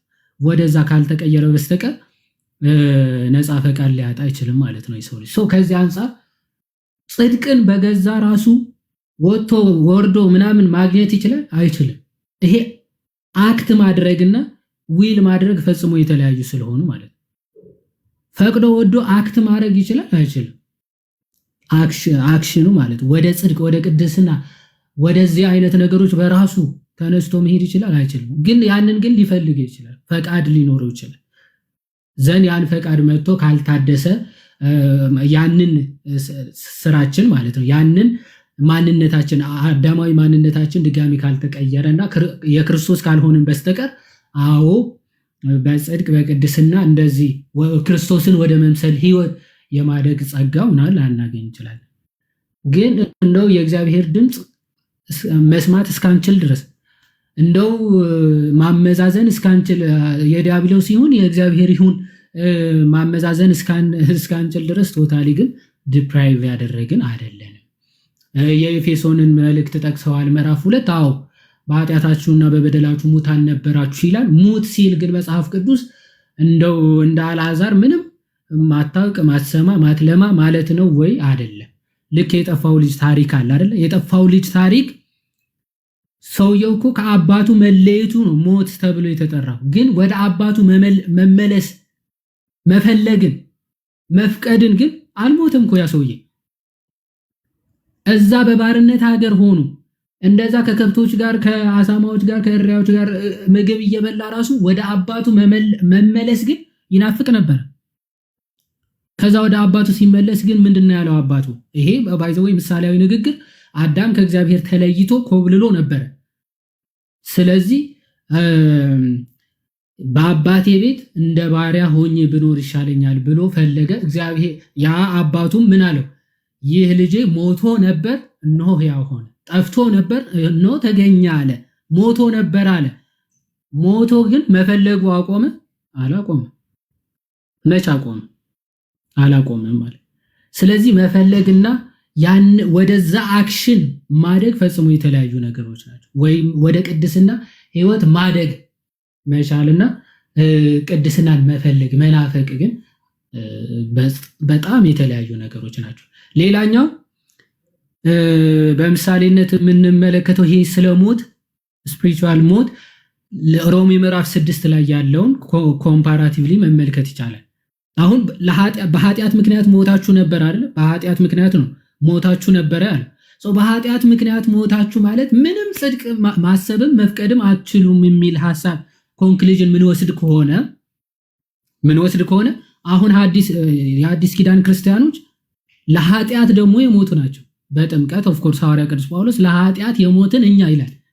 የዛኔ በኃጢአት ስለሞትን ኃጢአት ብቻ ነው የምናደርገው ካለ አሁን ደግሞ ለኃጢአት ሞተናል፣ ኃጢአት ጭራሽ ማድረግ አንችልም የሚል ኮንክሉዥን ነው የሚወስደው ማለት ነው። ሎጂካል ኮንክሉዥኑ የሚመጣው በኃጢአት ሞተን ሳለ ኃጢአት ብቻ ነው ማድረግ የምንችለው፣ ኃጢአት ብቻ መፍቀድ እንጂ ጽድቅ ራሱ መፍቀድም መፈለግም አንችልም የሚል ሐሳብ የምንወስድ ከሆነ ነው። ኦኬ። ስለዚህ ለኃጢአት ሞታችኋል ብሏል ሐዋርያ ቅዱስ ጳውሎስ። ስለዚህ ለኃጢአት ከሞትን ምንም አይነት ኃጢአት ማድረግ አንችልም ነው። እንደዛ ነው የምንረዳው አይደለም። ዶሚኔን ነው ወይም ደግሞ ዶሚኔን ኃጢአት ዶሚኔት ማድረጉን ለማጠየቅ ኦኬ በኃጢአት ምክንያት ሞታችሁ ነበረ ይባላል። እዚህ ጋር ደግሞ ኦኬ ጽድቃችን ወይም ደግሞ የተሰጠን ጸጋ በኃጢአት ላይ እንድንሰለጥን የሚያደርግ ጸጋ ከመሆኑ የተነሳ ምን ተባለ? ለኃጢአት የሞትን እኛ ብሎ ሐዋርያ ቅዱስ ጳውሎስ ተናገረ። ግን ለኃጢአት ብንሞትም እንኳን ኃጢአት ግን እንዳሰሩ ብሎ ደግሞ ያስጠነቅቃል። ኃጢአትን እንዳታደርጉ ተጠንቀቁ። ያው ገላትያ ምዕራፍ 5 እኮ በነፃነት ልንኖር ክርስቶስ ነፃ ወጣን ይላል አይደል? በነፃነት ለመኖር ክርስቶስ ነፃ ወጥቶናል። ኦፍ ኮርስ ግን ነፃ ወጥተሃል ማለት ደግመ ወደ ባርነት ልትገባ አትችልም ማለት ነው አይደል? ሐዋርያ ቅዱስ ጳውሎስ እዛ ዘቅ ብሎ ምን ይላል? ደግማችሁ በባርነት እንዳትያዙ ተጠንቀቁ፣ ወደ ባርነት እንዳትመለሱ ይላል። መመለስ ይቻላል ማለት ልክ እንደዚያ በብሉይ ኪዳንም ኦፍ ኮርስ በኃጢአት ምክንያት የሞቱ አሉ ማለት ሁሉም ሞተዋል። የሞታሉ ብቻ ሳይሆን ሁሉም ሞተዋል። ግን ነፃ ፈቃዱ ቶታሊ ዲፕራይቭ አድርጎ አልጠፋም። ያ ከዚህ አንጻር የሚታየው ዮአዴ ቴንኪው እግዚአብሔር ይስጥልን። ናቱ ሰላም በለን። ሜሪ ጥያቄ ካላት ሜቢ እንዴት ናችሁ? ቃሉ ይሰማል ድምጼ? ይሰማል። ናቱ ፓፓ እንዴት ናችሁ? ዮአዴ ቃሉ ተሰማልን ደስ የሚል ነበረ። እንዴት ናችሁ? ናቱ ኢንዛሃውስ ብሏል። ቃሉ ተሰማልን። ድንቅ ነበረ። ድንቅ ነው። ደስ ይላል። ከዚህ በላይ እንትን ማለት አያስፈልግም። እንትን ኮመንት ላይ ሲጽፉ ዮአዴ ጨረቃ የሚለው አካውንት እንትንሽ አድቬንቲስት ነሽ ሲጽፉ ነው።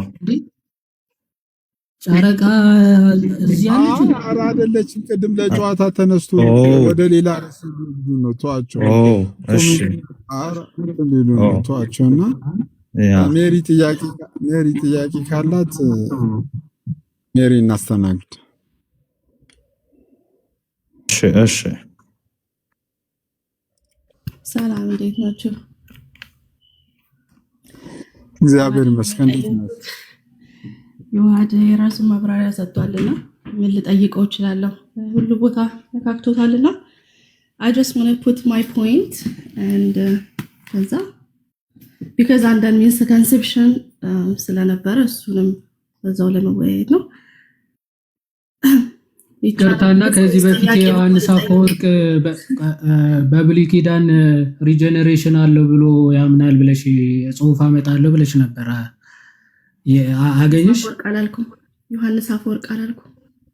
አረ ዮሐንስ አፈወርቅ ነበር ያልሽ። ዮሐንስ አፈወርቅ ማን እንደሆነ ራሱ አላውቅም። ተቢያኖስ ቤት ያምናቸዋል ቢሮድላ ዮሐንስ አፈወርቅ አላልኩም። ቆይ እሱ ሌላ ነገር አምጥተን እሱ ጋር ኮት ያደረግነው ነገር አለ። ግን ምን ተባብለን ጆን ክርስቶስ ብለሽኛል አላልሽኝም? ዮሐንስ አፈወርቅ ማን እንደሆነ ኦሬዲ ቋነበበን እሱ በሌላ ቶፒክ በሆነ ነገር አደረገንና ምን አልከኝ? ሪጀነሬሽን እንዳለ በብሉይ ኪዳን የሚያምን አምጪ ስኮላር የሚሆን ምናምን ስለ እሺ እንደውም አውጡ ሲባል ጊዜ አልነበረምና በቃ ኔክስት ታይም ስንገናኝ እሱን ታመጫለሽ አልከኝ። በዛ ተለያየ። ችግር ወደዛ ርዕስ ጆን ክሪስቶም እንደውም ብለዋል ብለሻል አላልሽም? እባክሽ እኮ አስፋራስ ሪጀነሬሽን በዛ ኮንቴክስት አይደለም። አሁን ያንን ራሱ ቁጭ እዚህ ጋር አላስታውስም። ግን ጆን ክሪስቶም ብለዋል ብለሻል አላልሽም? አስፋራስ እንዴት ነው ያልሽው? እንዴት ነው ያልሽው?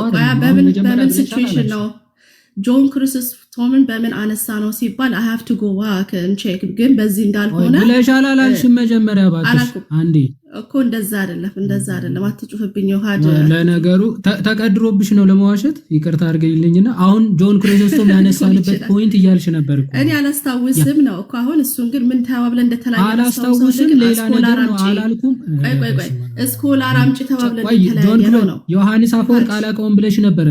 ጆን ክርስቶም ማን ነው? አይ በቃ እኔ ይሄንን ላወራ አይደለም የገባሁት፣ ፍሪ ዊል ላይ ላወራ ነው የገባሁት። ያለው እሺ በቃ ጨርሻለሁ። ቀጥሉ ናቲ ቀጥሉ። እሺ አይ እንትን አትሆነ ቀጥል ስራይጀን ችግር የለውም። አዎ ከኔ ጋር አይቀጥልም። በቃ ችግር የለውም። ሲሶ አይወያይም በዚህ ጉዳይ ላይ እኔ ከኔ ጋር ሀሳብ ላይ ምንድን ካንተ ጋር ነው መወያየት የፈለኩት እኮ ለምን ገባ? ኦኬ ጎ ሄድ። እሺ እኔ አይ ላይክ ዩ ኖ አይ ሃቭ ኖ ፕሮብለም። አልዛይመር ባይዞ በጣም የማስታወስ ችሎታ አለኝና እንዲህ ይህን ያክል ምረሳ ሰው አይደለሁም። እያንዳንዱ የተናገርሽውን ነው የማስታውሰው እና ለዛ ነው ለቃሉ ማይታመን ደግሞ ከባድ ነው ትንሽ። ግን እስቲ ቀጥይ እስኪ ምንድነው የምታነሺው? ጥሩ እኔም ደግሞ ያልኩትን ብታስታውስ ደስ ይለኝ ነበረ። በኋላ ስንገናኝ ሌላ ቤት እንገናኛለን ተባብለን እንደተለያየን ስኮላር አምጪ እንደዚህ የሚያምን እዚህ ጋር እናቆመው ብለህን ተለያይተን ያወራነውንም መርሳትህን ትንሽ ቅር ስላለኝ ነው። ችግር ኧረ አላረሳውም። ስኮላርማ ብዬሽ ከዛ በኋላ ኧረ ጆን ክርስቶም ራሱ ብሏል። ቦታውን ስፔሲፊካሊ አላውቀውም እንጂ ስላልሽ መጨረሻ ጭራሽ ጆን ክርስቶም እንደዛ ብሏል። እንደው እንጠብቅሽ ስልሽ የጆን ክርስቶም መጨረሻ ላይ እሱ ራሱ ብሏል አልሽና በእንዴ ጭራሽ ዮሐንስ አፈወርቅ እሱ ካለማ እንደው እንጠብቅሻለን አምጪ አልኩሽ። ዘን ምን አልሽ? ቆይ አንዴ ጠብቁ ያልሽ የተወሰነ አወራን። ከዛ በኋላ አዳም መሽቶበት ስለነበረ ወይ ሌላ ጊዜ እንገናኝ። ኦፍ ኮርስ ሌላ ጊዜ እንገናኝ ስፈልግ ነበር ራሱ ሌላ ጊዜ እንድንገናኝ ስፈልግ ነበር፣ ግን በሌላ ቶፒክ ስለነበራችሁ በክርስትና በቸርች ፋዘሮች ላይ ስለነበራችሁ በቃ ተለያየን በዛሁኝ። አይ እሱ አሁን አገኘሽ ወይ? አገኘሽ ወይ? የዛን ቀን ያገኘሁት። እሺ ከፈች እስኪ ነው ጥቅሱን ነው ጥቅሱን ታውቀዋለህ? ግን እናውጣ ያለበትን ሪጀነሬሽን በዛ ትንቢተ ሕዝቅኤል የሚለው ሕዝቅኤል አይ በጣም ቆይተናል ማለት ነውና እንትኑን ማስታወስ ራሱ አልቻለም። በቃ በዚሁ እንቀጥል። በዚሁ ቶፒክ ትንቢተ ሕዝቅኤል አዲስ ልብን እሰጣቸዋለሁ የድንጋይ ልብ አወጣለሁ ሲል ለዛ ሰዓት ለነበሩ ሰዎችም ነው ብለሽ እኮ ነው ለሪጀነሬሽን ብለሽ የጠቀስሽው እኮ እሱ ነበረ አይደለም? ይኸውልህ ምን አልክ? በብሉይ ኪዳን ሪጀነሬሽን እንዳለ የልብ መታደስ እንዳለ አምጪ ነው የተባባልነው። እሱ ጥቅስ ግን ተነስቷል እንጂ እሺ፣ እሱ ብዙ የመርሳት እንትን አለብሽ። አሁን ቀጥ የእውነት ለመናገር አሁን የዛሬውን አሜሪካ ስትኖር እንትን ብዙ ነገር ስላለብህ አንዳንድ ነገሮች ሊደርሱ ይችላሉ። ኢሚዲየትሊ አድሬስ ካልተደረጉ ችግር የለውም። አይ እሺ፣ እኔ የራሴን ላስቀምጥና ማለት ነው። እኛ ቶታል ዲፕራቪቲ ስንል ምንድነው? አንድ ጊዜ ይቅርታና እኛ ስትይ መጀመሪያም ከየትኛው ወገን እንደሆንሽ ውሰጂኛውን ይላል ኢዮባ። ካልቪኒስት ቪው መሰለኝ፣ ከካልቪኒስት ፐርስፔክቲቭ መሰለኝ። ኦኬ፣ ካልቪኒስት ነች። ኦኬ ኦኬ፣ እሺ ቀጥይ። ከዛ ፐርስፔክቲቭ ነውና ምን ብለን ነው የምናምነው? ሰው ልጅ በድን ነው ኦር ደግሞ ሮቦት ነው እያልን ሳይሆን ሞር ኦፍ ላይክ እግዚአብሔርን በራሱ መምረጥ አይችልም እያልን ነው። እንዴት ነው በራሱ መምረጥ ማይችልም ስንል፣ ለምሳሌ አንተ የምትወደውን ነገር ነው የምትገዛለት። ለምሳሌ ውስጥ ያለውን ነገር የምትጠላው ነገር ካለ ለዛ ነገር ናቹራሊ እንትን በጥሩ አፕሮች አታደርገውም ወር ደግሞ ትሻሸዋለህ። የምትወደውን ነገር ደግሞ ያንኑ ነገር ታደርጋለህ። ስለዚህ ምንድነው የምንለው? በቶታል ዲፕራይቪቲ አንጻር ምንለው ሰው በራሱ እግዚአብሔርን መውደድ፣ ማስደሰት፣ መፈለግ አይችልም እያልን ነው። ይሄ ኤኔቢሊቲው ነው የሰው ልጅ የተጎዳው አዳም ሲወድቅ ወር ደግሞ የሞተው ማለት ነው። ስለዚህ ይሄን ካለን ዘንዳ እንዴት ነው ታዲያ ከዛ የእንትናን የአቤልና የቃየልን አንስታችሁ ነበረ። መስዋዕትን እንዳቀረበ ታሪኩን ያው ታውቁታላችሁ። እዛ ጋር እግዚአብሔር ማዘዝ ይችላል። ለምሳሌ ይሄንን አታድርግ ወር ደግሞ ማስጠንቀቅ ይችላል። ይሄን አረገ ማለት እንትና ኬፐብል ነው ለእግዚአብሔር ለመታዘዝ ኬፐብል ነው ማለት አይደለም። እሺ ኤግዛምፕል አምጪ ካልከኝ፣ ለምሳሌ ወላጅ ልጁ እንደሚያጠፋ እያወቀ ግን የራሱን ስታንዳርድ ለልጁ ሊያስቀምጥ ይችላል። ምን ብሎ ይሄንን አታድርግ እንደዚሁም ብሎ ለልጁ ይነግራል። ሄዶ ያ ልጅ እንደሚያጠፋም እያወቀ ወር ደግሞ ኬፐብል እንዳልሆነ እያወቀ ማለት ነው። ይሄንን ስታንዳርድህን ለልጅ ነገርክ ማለት ግን ያ ልጅ ይፈጽመዋል ያን ነገር ማለት አይደለም። እንደዛው እግዚአብሔርም ለሰው ልጆች ይሄንን አታድርጉ ህይወትን እና ሞትን ፊት ለፊታችሁ አስቀምጫለሁ ህይወቱን ምረጡ ሲል እሱ ይሄ የእርሱ ስታንዳርድ ነው። ስለዚህ ከራሴ ብቻ እንዳላወራ ታሪክ የሚደግፍሽ መጽሐፍ ቅዱስ ጥቅስ አለው ስትልኝ፣ አዎ ለምሳሌ በዘሌዋውያን ላይ አምናሽር ኤግዛክት ቨርስ እና ቻፕተር ቅዱሳን ሆኑ ብሎ እስራኤላውያኖችን አዟል። ቅዱሳን ማንም ፈጽሞ ቅዱስ መሆን የሚችል የለም፣ ግን እግዚአብሔር የራሱን ስታንዳርድ አስቀመጠ። በዚሁም በአዲስ ኪዳን ኢየሱስ ክርስቶስ በፍጹም ልባችሁ፣ በፍጹም መንፈሳችሁ፣ በፍጹም አገስ ማንነታችሁ ኢንጀነራል እግዚአብሔር ውደዱ ይላል፣ አዘዘ። ይህንን ግን ክሊርሊ የሚፈጽም ሰው የለም፣ ሙሉ በሙሉ ፐርፌክት አድርጎ የሚፈጽም ሰው የለም። ሌላው ደግሞ እንዲሁ እኔ ፍጹም እንደሆንኩኝ እናንተ ፍጹማን ይሁኑ ብሎ እግዚአብሔር ስታንዳርዱ ሲያስቀምጥ ያሃ ማለት እኛ ፍጹም ነን ኦር መሆን እንችላለን ሳይሆን ይሄ የእርሱ ስታንዳርድ ነው። ኦኬ። ስለዚህ በዚህ መንገዱ ነው የሚፈታው ቃየልን የሚያዘዘው ነገር ማለት ነው። ተቀበሉትም ነው በቃ መጽሐፉን አልተቀበሉትም ነው አይደል? ወደ ገዛ ወገኖቹ መጣ አልተቀበሉትም ይላል አይደለም እንዴ? ለምንድን ነው ፈቃዳቸውን ተጠቅመው ነው ያልተቀበሉት? ወይስ ከጅምሩ እንዳይቀበሉ ተደርገው ነው ያልተቀበሉት ነው? ከጅምሩ ሌላ ነገር ውስጥ ልትገባ ነው አንተ። ከጅምሩ አሁን እኮ ወደ ገዛ ወገኖቹ መጣ ይላል። እንደውም እኮ በቃ ወደ ሌላ ዝም ብሎ ወደ ባድ ምናምን እኮ አይደለም የሚለው እኮ ክፍሉ ደስ በሚለው መልኩ ወደ ገዛ ወገኖቹ መጣ ይልና የገዛ ወገኖቹ ግን ምን አላሉትም ይላል፣ አልተቀበሉትም ይላል። አሁን እነዚህ ሰዎች ያልተቀበሉት ነፃ ፈቃዳቸውን ተጠቅመው ነው ያልተቀበሉት ወይስ ከጅምሩ ከፍጥረታቸው እንዳይቀበሉ ተደርገው ነው ያልተቀበሉት? በነፃ ፈቃዳቸው ከዛ በኋላ እኮ ይመጣና እኮ እዛው ጋር ግን ለተቀበሉት ይላል። ግን ለተቀበሉት በስሙ ለሚያምኑት የእግዚአብሔር ልጅ የሆኑ ዘንድ ስልጣንን ሰጣቸው ይላል። ግን ለተቀበሉት በስሙ ለሚያምኑት የእግዚአብሔር ልጆች የሆኑ ዘንድ ስልጣንን ሰጣቸው ይላል። ያልተቀበሉ አሉ፣ የተቀበሉ አሉ። አይ ያልተቀበሉ ጸጋ ተነፍጓቸው ነው፣ የተቀበሉ ጸጋ ተሰጥቷቸው ነው የሚል ነገር የለም አለ ወንድማችን። ይሄን ይሄ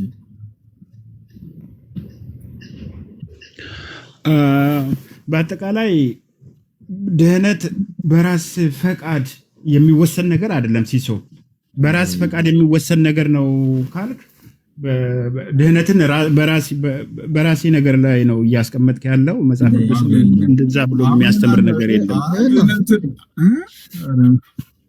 አይ እንትን አብርሃም እግዚአብሔር ስለመጣ ነው፣ እግዚአብሔር ነው ራሱ ነው የጠራው፣ ስለዛ ነው የተቀበለው። አብርሃም አልክ በራሳቸው ሲጸልዩ እግዚአብሔርን ሲፈልጉ የነበሩ ሰዎች እንዴት ነው እግዚአብሔር ቀድሞ ሳይመጣቸው እንትን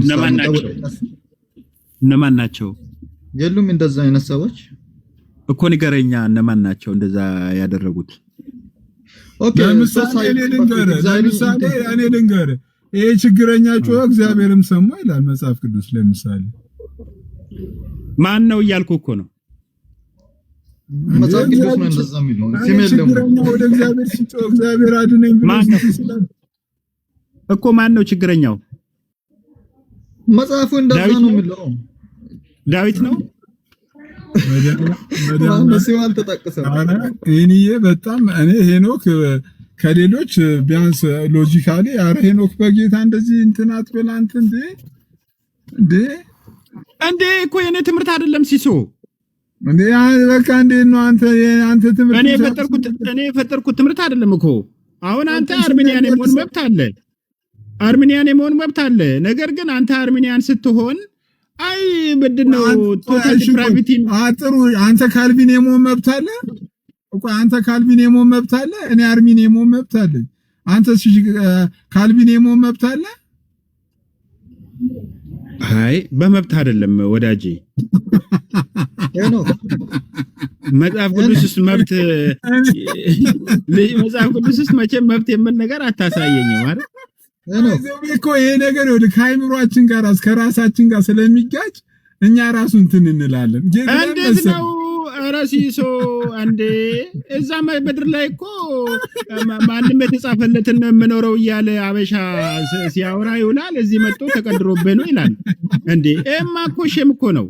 የኢትዮጵያ ድፍን ህዝብ እኮ ከተጻፈልህ አልፍ መኖር አትችልም፣ እንደተጻፈልህ ነው የምትኖር እያለ ያወራል። በቃ ለምንድነው እዚህ እኛ ጋር ሲመጡ ቀድር ምናምን ቀደራ ምናምን እያሉ የሚያወሩ? እግዚአብሔር ለሰው ልጅ የሰጠው የነጻነት ህይወት አለ፣ የነጻነት መንገድ አለ። አንተ የተጻፈልህን ነው የምትኖረው ወይስ ራስ እየጻፍክ ነው የምትኖረው? እኔ ወንድም የተጻፈልኝን አይደለም የምኖረው፣ እኔም እየጻፍኩት አይደለም የምኖረው። እንዴ እሺ የተጻፈልኝ ነው የምትኖረው? እኔን ጻፊ ማን አደረገኝ እንዴ? አንድ ይሄን ጀስት እኔ ወደ እኔ እናንተ ጓደኛ ወዳጅ አይደለንም። ዝም ብለህ በነገር ላይ ጥብቅ ምርምር አድርግ፣ አንብብ። መጽሐፍ ቅዱስ እንግዲህ ሲሶ ከፍጥረታችን የቁጣ ልጆች ነበርን ይላል። እንደገና ዓለም ከመፈጠሩ በፊቱ ቅዱሳንና ጻድቃን እንድንሆን በክርስቶስ አስበው ፈጠረን ይላል።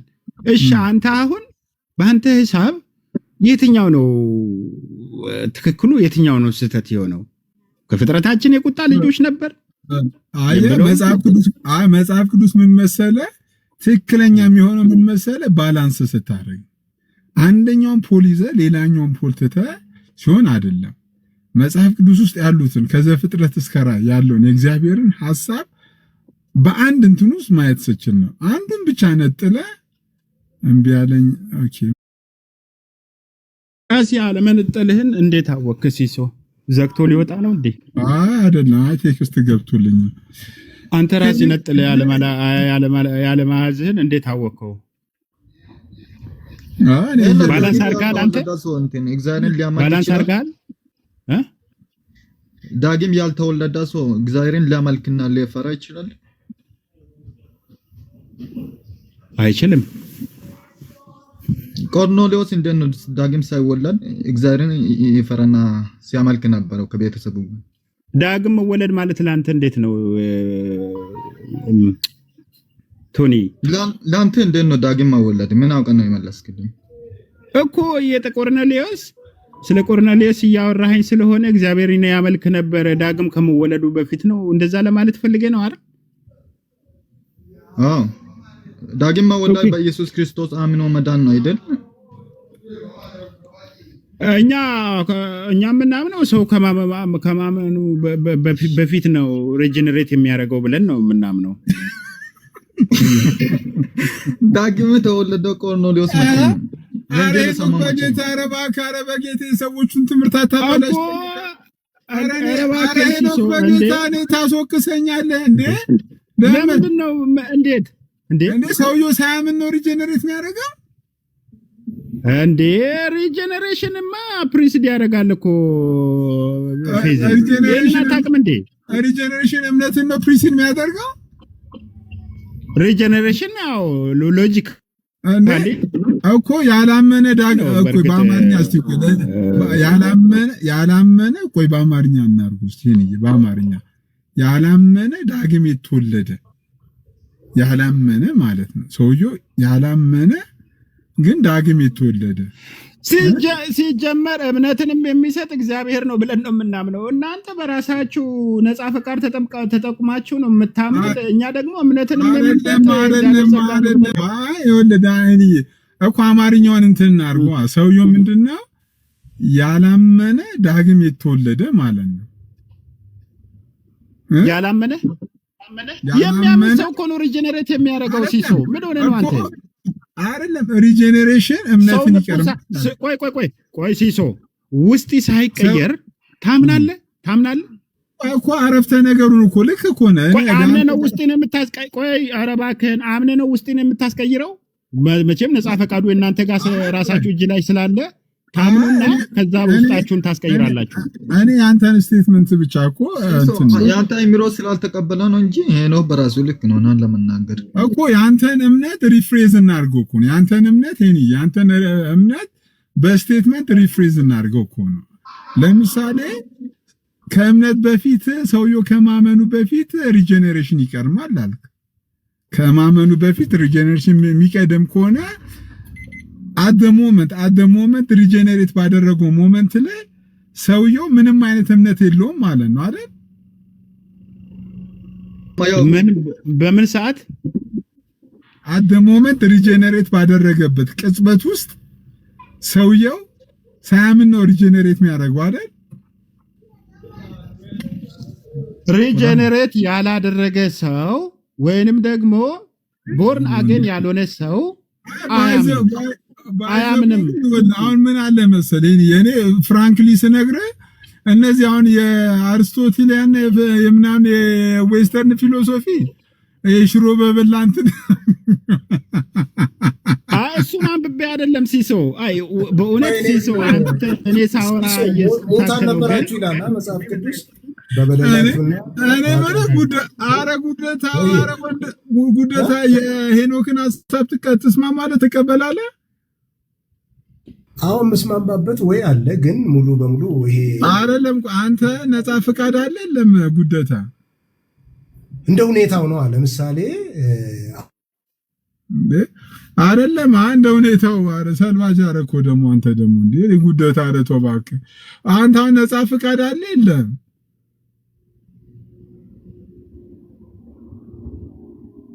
ጋይስ አለው ሰማለው። ታብ ኮፒ ሊንክ ሼር አረ ጋይስ አረ ባካችሁ ታብ ኮፒ ሊንክ ሼር እኔ የሚገርመኝ ማለት ነው እንትን ነፃ ፈቃድ ከሌላቸው ለምንድን ነው ለእነ ሙሴ ህግ የተሰጣቸው? አረ ሶቶኒ በነፃ ፈቃዳቸው ሪኩዌስት ልክ የገቡት ቆይስ እናወራቸው።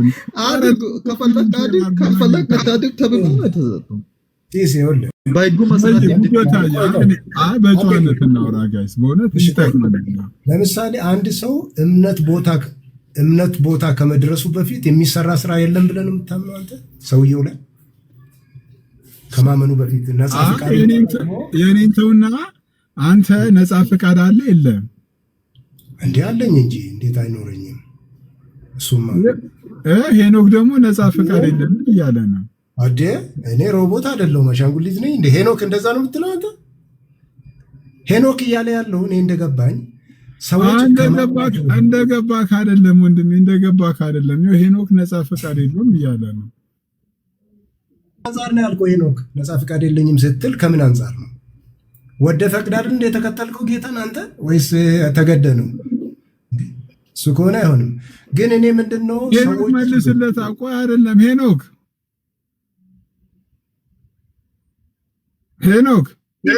ሲስ ፖለቲክስ እየሰራ ነው ጉደታ። እኔ የሰው ልጅ እኔ ኦሬዲ ምን እሰራለሁ አላለም ይለኛል። ክርስቲያን ቆይ ስማ፣ ክርስቲያን የሆነውም ክርስቲያን ያልሆነውም ኤቲስቱም ነፃ ፈቃድ አለው። በየትኛው ኮንሴፕት ነው ነፃ ፈቃዱ ከተባለ ከድህነት ጋር በተገናኘ አይደለም። እሺ ጉደታ ድህነት በተመለከተ አንተ ምንም አይነት ነፃ ፈቃድ እንዴ ሰዎችን ሮቦት አድርገን አይደለም ያስቀመጠ፣ እንደዛ አይደለም ምናምነው። ነገር ግን ነፃ ፈቃዱ የሰው ልጅ ነፃ ፈቃዱ ኃጢአት የታሰረ ነው። ኦኬ ለኃጢአት የተገዛ ነው። በቃ ከዛ ዊሉ ራሱ ሪጀነሬት መደረግ አለበት። ጸጋው የሰውየውን ፈቃድ የእግዚአብሔር ጸጋ መጀመሪያ ከዛ ቦንዴጅ ነፃ ያወጣዋል። ካልሆነማ በራሱ በዛ በኃጢአት በታሰረ ዊል ውስጥ ሆኖ በነፃ ፈቃዱ እግዚአብሔር ጋር ይደርሳል ብሎ የሚያስተምር ሰው ካለ እንግዲህ እንደዛ ጉደታ እንደዛ ብለህ የምታምን ከሆነ ያስረዳኝ። እኔ እኮ ምንድነው መሰለህ አሁን ነፃ ፈቃዳችን የሚመጣበት ቦታ ላይ ደረጃ አለው ነው የምለው። ለምሳሌ ሰውየው መጽሐፍ ቅዱስ አሁን ሰውየው ሞቷል፣ ሙታን ናችሁ ይላል። በቃ የሞተ ሰው ሊሰማ ሊያዳምጥ መልስ ሊሰጥ አይችልም። ያ የሞተው ነገር ህይወት ሊዘራበት ይገባል። ከዛ በኋላ ግን ወደ እምነት ሲመጣ ራሱን ካወቀ ከነቃ በኋላ ግን ፍቃዱን ተጠቅሞ ይከተላል ነው። በነገራችን ላይ ያው የአርመንና የካልቪን ይመስለኛል ሁለቱም የየራሳቸው እንትን አሉ። ግን ሁለቱም ባላንስ አድርገህ ካልወሰድከው አርመን ስህተት ነው፣ ካልቪን ትክክል ነው ምናምን ማለት አይቻልም፣ እንደኔ ማለት ነው። ሁለቱም የራሳቸው የሆነ መጽሐፍ ቅዱሳዊ ጥቅስ አላቸው። ለምሳሌ ሙታን ናችሁ የሚል አለ፣ ያንን ነው የሚጠቀሙት ካልቪን። አርመን ደግሞ ለምሳሌ ሰዎች ኤደን ገነት ላይ እግዚአብሔር ሄዶ አዳምን ሲጠራው ሙሉ በሙሉ ሞቶ ቢሆን አዳም አይሰማም ነበር። አቤት ብሏል፣ ተናግሯል፣ መልስ ሰጥቷል ማለት ነው። እንደ ምሳሌ አንድ፣ ሌሎችም እንደዛ አሉ። ግን ሲሶ አሁን አጠቃላይ ማለት ነው እግዚአብሔር አዳናችሁ፣ አዳናችሁ የሚል ነው በአብዛኛው መጽሐፍ ቅዱስ ላይ ያለው። እሱ እንዳረገልን ነው እንጂ ቆይ ጉደታ እዛች ጋር አዳም እግዚአብሔር ሲጠራው አቤት ብሏል። ስለዚህ ለእግዚአብሔር መልስ ሰጥቷል። አዳም በበላው በዛ ነገር ለእግዚአብሔር መልስ ስለሰጠ ከዛ በኋላ ድኗል ብለህ ነው የምታምነው? ኖ አዳም ኦልሬዲ ኃጢአት ሲሰራ ምን ሆነ? መጽሐፉ የሚለው ሞተ ነው የሚለው አይደለ? ኦልሬዲ ተቋርጧል። ያ መንፈሳዊ እንትን ተቋርጧል። ሙሉ በሙሉ ሞቶ ቢሆን አይሰማም ነበረ፣ የእግዚአብሔርን ድምፅ አይሰማም ነበር። አሁን በከፊል ነው ብሎ የሚቀበሉ አሉ። እዚህ ጋር ሙሉ በሙሉ አልሞተም ማለት ነው። አየህ፣ ሰምቷል፣ ድምፁን ሰምቷል፣ ኮንቨርሴሽን አድርጓል። አየህ፣ እዚህ ጋር ደግሞ እግዚአብሔርማ አህያንም አናግሯል ብዬ እኮ አመጣሁ እኮ ቅድም መጽሐፍ ቅዱስ ውስጥ እኮ ለሲሶ አሳየሁት እኮ። አህያ የዘላለም ህይወት አላት እንዴ? ምንድን ነው የምትለው አንተ ደግሞ? እንዴ አዳም የዘላለም ህይወት ነበረው እዛ ጋር እኮ። ለእግዚአብሔር መልስ ከመስጠቱ አንፃር አዳም ድኗል እያልከኝ ነው? የአዳምና የእግዚአብሔር የጥፋትና የህይወት ጉዳይ ነው አሁን ሲሶ። አረ እግዚአብሔር ይስጥ በእውነት። አረ ባይዘው እኔ ጌታን ለመሰለ እኔ ጉደታ አንተ ሀሳብ ጋር እስማማለሁ። እኔ አንዳንድ ነገር ላይ እንትን ነው አንዳንድ የተሻለ ትምህርትን የተሻለ ሀሳብ ከመጣ እሱ መቀበል ፖስት። እናንተ የምትሉትን የአዳምን ታሪክ አንስቶ ሰው ፓርሻሊ ነው ሙት የነበረው እንጂ ቶታሊ ሙት አልነበረም ብሎ እንትን ያደረገ ከሪፎርመሮች አንድ ታመጣላችሁ ማለት? ስለ ፕሮቴስታንቲዝም ስለሆነ እኛ የምናወራው ለምን ሪፎርመሮች ሳይሆኑ እኮ እኛ ደግሞ በሌላው በኩል ያለውን አነሳ ነው። እኔ ለምሳሌ በየትኛው በኩል እኔ አሁን ከዚህ አንፃር የሪፎርመር ቴዎሎጂ ለምሳሌ እኛ አሁን እያወራን ያለ ነው እኮ ስለ ፕሮቴስታንት ነው እንጂ ስለ ሌሎቹ ቴዎሎጂ አይደለም። ለምሳሌ የኦርቶዶክስ ቴዎሎጂ ውስጥ ምናምን እኔ እኮ ነገር እኮ የሪፎርመሮችን ቶታሊ ፕሪቪቲ አልቀበልም አልኩ እኮ። እኔ የሪፎርመሮች ማንም በለው ካልቪንም በለው ቤዛም በለው ሌላም ስኮላር በለው አልቀበልም።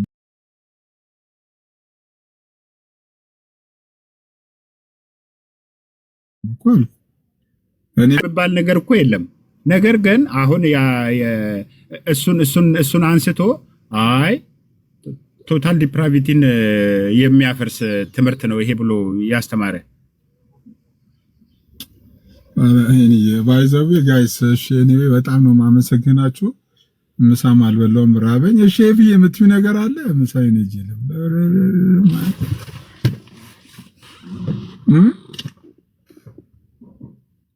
ሲሶ ሰላም እግዚአብሔር ይመስገን። የሆነ ቤት ውይይት ነበርና ኢየሱስ አባት አለ ነው እንደው በምንም ተአምር እያሉ ሲከራከሩ ነበር። ኦርቶዶክሳውያንም እንደዛ ሊሞክሩ ግን ከስላሴ አንፃር ይሏሉ። ወይ ኢየሱስ ክርስቶስ አባታችን ሆይ ተብሎ በፕሮቴስታንት ነገሩ አይጸለይም። ስትጸልይ ወደ ማን ነው የምትጸልዩት?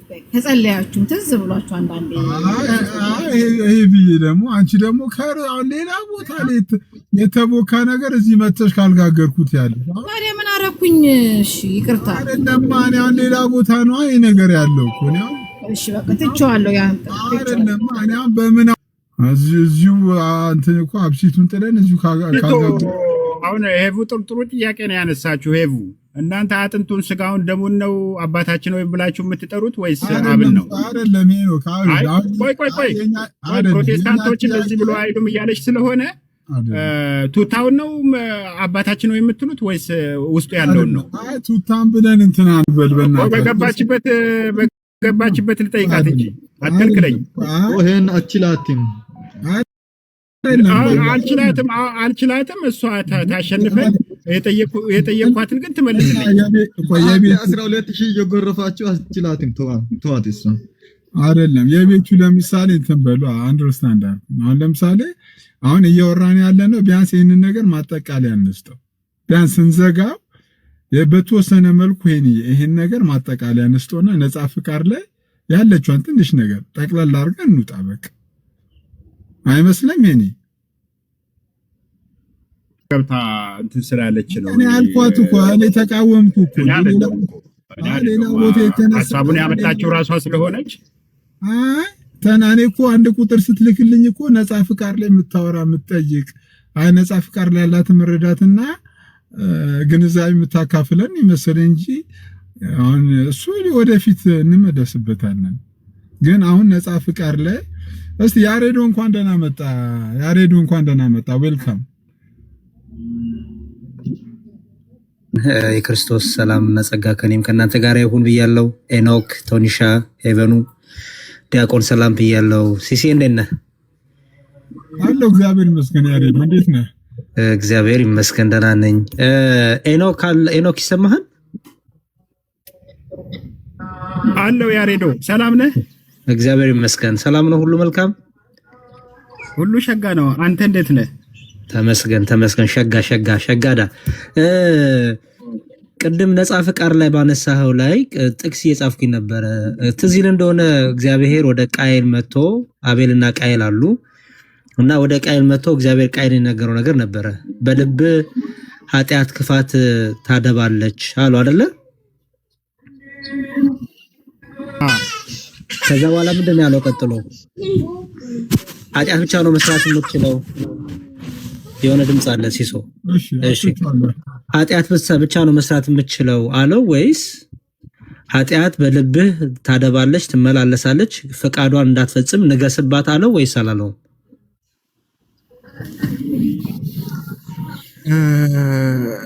አይ እሱ ብዙ አልተረዳሁትም። እስኪ አንተ አብራራውና ከዛ በኋላ እናውራ አይሻልም? ከድነት አንፃር አይደለም። ምናልባት አንዴ ጉደታ አንዴ አንፃር ነው ነፃ ፍቃድ ነው እንጂ ምድር ላይ ስትኖር ምናምን አንዴ ኢንተራፕት አታርቆ። ቆይ አንዴ ጉደታ ካንተ ጋር ማውራለሁ፣ ችግር የለውም። አዳም ከእግዚአብሔር ሕግ ጥሶ እግዚአብሔር ከቀጣው በኋላ ቶታል ዲፕራቪቲ መጣበት ነው የምትሉት አይደለ? ነፃ ፈቃዱ ጠፋ ነው የምትሉት።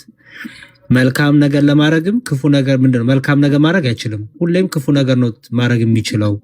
ኦልሬዲ ቶታል ዲፕራቪቲ ውስጥ ወድቋል አይደለም የምትሉት ኤኖክ?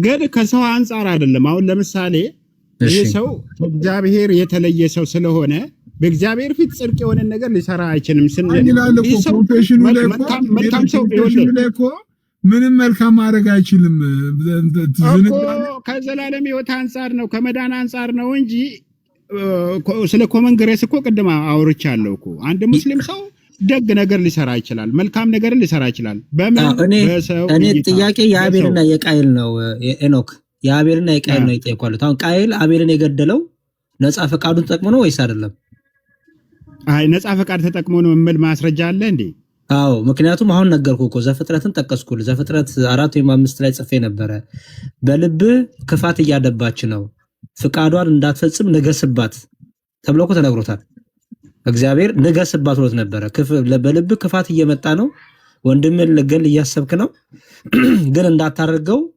ትችላለህ ሲለው ምን አለው ንገስባት እኮ ብሎት ነበረ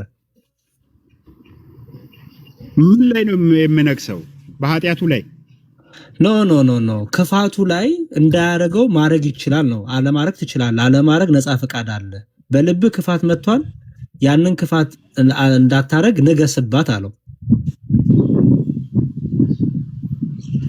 አይ ያሬዶ ይሄ ክፍል እንኳን አልገባኝም እሺ በቃ የሚታግልኝ ነው ኦኬ ችግር የለም ጉደታ አላውራ ጉደታ ተማም ቀጥል እሺ ቃይል አቤልን የገደለው በነፃ ፈቃዱ ነው ወይስ አይደለም ምን ማለት ነው በነፃ ፈቃዱ ስትል በነፃ ፈቃዱ ማለት በነፃ ፈቃዱ ነው ፈልጎ ወዶ ፈቅዶ ነው የገደለው ወይስ አማራጭ ላይ ነው የገደለው አይ በቃ ይሄ እኮ ኦሬዲ ኃጢአተኛ ሰው ነው ኦሬዲ እግዚአብሔርም ቢመጣም ጨርሶታል እሱ ገሎታል እኮ በሐሳቡን ገሎታል ላለመግደልም አይችልም ታዲያ እግዚአብሔር ለምንድነው ንገስባት ያለው እዚህ ጋር ይመጣማ ንገስባት ለምን አለው እግዚአብሔር ብንም አለመግደል አይችልም ይሄ ሰው በቃ ኦሬዲ አሃ እግዚአብሔር ታዲያ ዝም ብሎ ድራማ ነው የተሰራ ያለው እዛ ጋር ምክንያቱም ነፃ ፈቃድ የሚባል የለም እዚህ ጋር ከየት አመጣ ነው ኦይ ይሄው ንገስባት የሚለው ነፃ ፈቃዱ ነው ንገስባት ይላል እሱ ንገስባት ያለበት እንትን እዚህ ቦታ ላይ ቃየል ያንን ነገር አለማድረግ ይችላል ወይ ነው አዎ ንገስባት ታዲያ እግዚአብሔር ዝም ብሎ እግዚአብሔር እየቀለለ ነው ንገስባት ሲለው ጉደታ ንገስባት ማለት ነው አድምጠኝ ማለት ትግባ ንገስባት የሚለው ፈታልኝ ጉደታ ጥያቄው ላይ ብቻ ፎከስ ታርግ ወይ አንተ መልስ በቃ ራስህ መልስ እኔ ማል መልስም እየጠየቁ ነው እንዳላወራም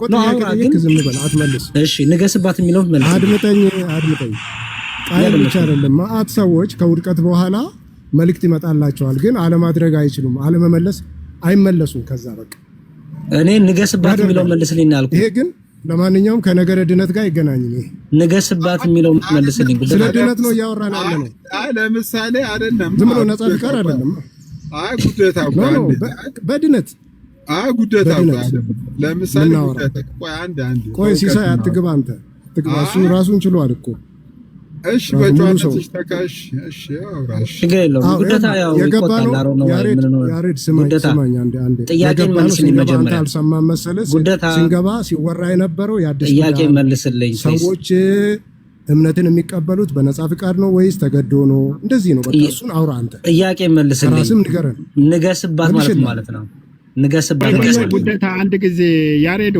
አንዴ ነው አንዴ ነው ዝም ብለህ እንድታወራ ነው አንዴ በጌታ አይገናኝም በቃ እኔ በጌታ አንድ ሰው ጋር በጨዋነት እናወራ አሁን እኮ አዎ በጀሽ እሺ ጉደታ ሳትቆጣ ምናምን ሌላ ቃላቶችን ተሳትፎ ለመናገር ነው ወደ አጀንዳው ተመለስ ወደ ድነት ወደ ዘላለም ህይወት ና መልስልኝ ነፃ ፈቃድ አዳም ከበደለ በኋላ ነፃ ፈቃድ አለ ወይስ የለውም በቃ ሲሶ እንግዲህ ካልመለሱልኝ ምንም ጥቅም የለውም በቃ ሻንተ ከሄኖክ ጋር ላውራ ተረጋጋ እንዴ ትግስተኛ ከሄኖክ ጋር ላውራ ችግር የለውም ከሄኖክ ጋር ላውራ እኔም ተረጋጋ መልስልኝ ከቤት እባክህ እንዴ አይ ቆይ ሲሳይ ተረጋጋ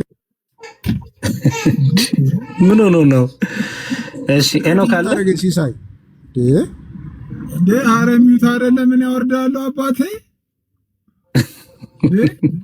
አንተ ሚዩት ነው እንደሚያሳስብ እኔ ከገስታ ወርዳለሁ ሚዩት ነው እንደሚያሳስብ ሚዩት ለምን ታረጋኛለህ እኔ ለምንድን ነው የሚቆጣው እኔ እኮ አሮ ነው ምንም እኮ እኔ ያለ አሁን ያሬዶ ማን ነው?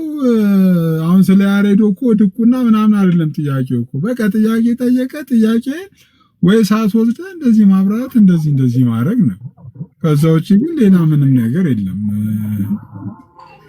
ያ ችግር የለውም። እኔ ሲሶየን ጥያቄ አነሳውን ለመሰለ ምክንያቱም ከአዳም ከሞት ካመጣ በኋላ ወደ ባህሪው ቶታል ዲፕራይቬት የሚለው ሲብራራ በቃ ነፃ ፈቃድ የለውም ነው አይደል? ለኃጢአት ብቻ ነው ተንድ የሚያደርገው አይደል? ኃጢአት ብቻ ጽድቅ ማድረግ አይችልም፣ ኃጢአት ብቻ ማድረግ ነው በቃ። ስለዚህ እንግዲህ እንደዛ ከሆነ አቤልና ቃየል የሚባሉ ልጆች እንግዲህ ወልዷል። ስለዚህ አቤልና ቃየል ደግሞ በመልኩና በምሳሌ የተወለዱ ናቸው እንደሚነገር ዘፍጥረት። እንደዛ ከሆነ ቃየል ኃጢአትን አቤልን ሲገለው ነፃ ፈቃዱን ተጠቅሞ ነው የገደለው ወይስ አይደለም ነው ጥያቄ። ተጠቅሞ አይደለም ከተባለ እዛው ደግሞ ምን ብሏል እግዚአብሔር? በልብህ ክፋት መጥቷል፣ በልብህ ክፋት እያደባ ነው፣ ግን ንገስባት ይሏል። ኦኬ እግዚአብሔር ነግሮታል። ክፋት እየመጣብ ነው፣ ግን ንገስባት። ንገስባት ማለት አለማድረግ ትችላለህ ማለት ነው።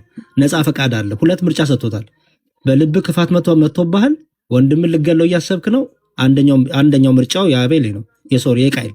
ሁለተኛው ግን ደግሞ በዚህ ክፋት ላይ ደግሞ ንገስባት ተብሏል። ንገስባት ማለት ነው አለማድረግ ትችላለህ፣ እምቢ ማለት ትችላለህ ይሄን ፍላጎትህን። ኦኬ አሁን ይሄ ነፃ ፈቃድ ነው ወይስ አይደለም ነው? አሁን ወንድሜ ኤኖክ ነፃ ፈቃድ የለውም ነው ያለኝ። ኤኖክ የምቀጥል ከሆነ ይሄን ሐሳብ አብራራልኝ። መዝሙር እስቲ ቆይ አንዴ ኤኖክን ቼክ ላድርገው። እሱ አይደል መጀመሪያ እንትን አልኩት ሶቨርን ከዛ ትቀጥላላችሁ፣ ችግር የለውም። በቃ አለው አጭር ነው። ሶቨርን ትቀጥላለህ አንተ። እኔ ግን ያሬዶ እግዚአብሔር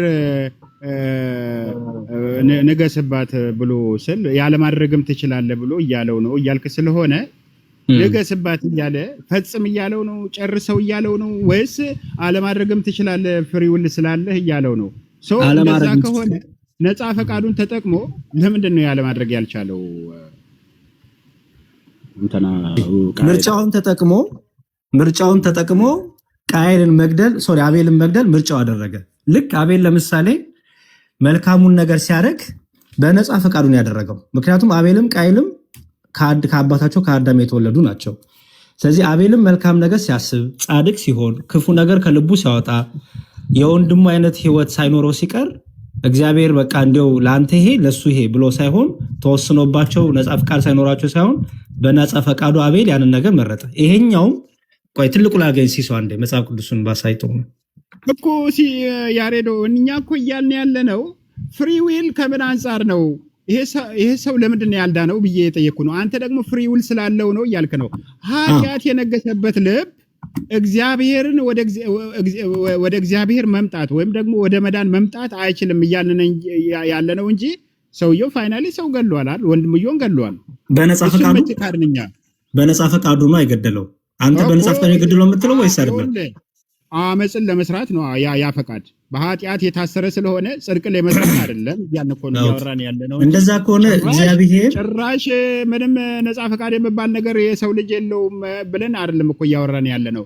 ነገር ግን በኃጢአት የታሰረ ነው፣ በአመፅ የታሰረ ነው፣ ጽድቅን ለማድረግ የሚችል አይደለም ብለን እያወራን ያሬዶ። ታዲያ እግዚአብሔር ለምንድን ነው ንገስባል? አንብብል ቃሉን ይኸውልህ ምን ይላል? ይኸው ከብዙ ቀን በኋላ ዘፍጥረት 4 ላይ ነው ያሉት። ዘፍጥረት 4 ከብዙ ቀን በኋላም ቃየን ከምድር ፍሬ ለእግዚአብሔር መስዋዕትን አቀረበ፣ አቤል ደግሞ ከበጎቹ በኩራትና ከስቡ አቀረበ። እግዚአብሔርም ወደ አቤል ወደ መስዋዕት ተመለከተ፣ ወደ ቃየንና ወደ መስዋዕቱ ግን አልተመለከተም። ቃየንም እጅግ ተናደደ፣ ፊቱ ጠቆረ። እግዚአብሔርም ቃየንን አለው፣ ለምን ተናደርክ? ለምንስ ፊት ጠቆረ? መልካም ብታደርግ ፊት የሚበራ አይደለምን? አስተውል። መልካም ብታደርግ ፊት የሚበራ አይደለምን? መልካም ባታደርግ ግን ኃጢአት በደጅ ታደባለች። ፈቃዷ ወደ አንተ ነው፣ አንተ ግን በእርሷ ንገስባት። ኦኬ ላምብል ድጋሚ። መልካም ብታደርግ ፊት የሚበራ አይደለምን? መልካም ባታደርግ ግን ኃጢአት በደጅ ታደባለች። አስተውል። ሁለት ነገር አለ እዚህ ጋር፣ መልካም ማድረግ፣ መልካም አለማድረግ። መልካም ብታደርግ ፊትህ ይበራል። ኦኬ ባታደርግ ደግሞ ኃጢአት በደጅ እያደባች ነው፣ ገና አልሰራትም፣ በልብህ እየመጣች ነው። ደጅ የተባለው ልቡ ነው ማለት ነው። ፈቃዷ ወደ አንተ ነው። ኦኬ አንተ ግን በእርሷ ንገስባት። ምን ማለት ነው ይሄ? ሶሪ ኤኖክ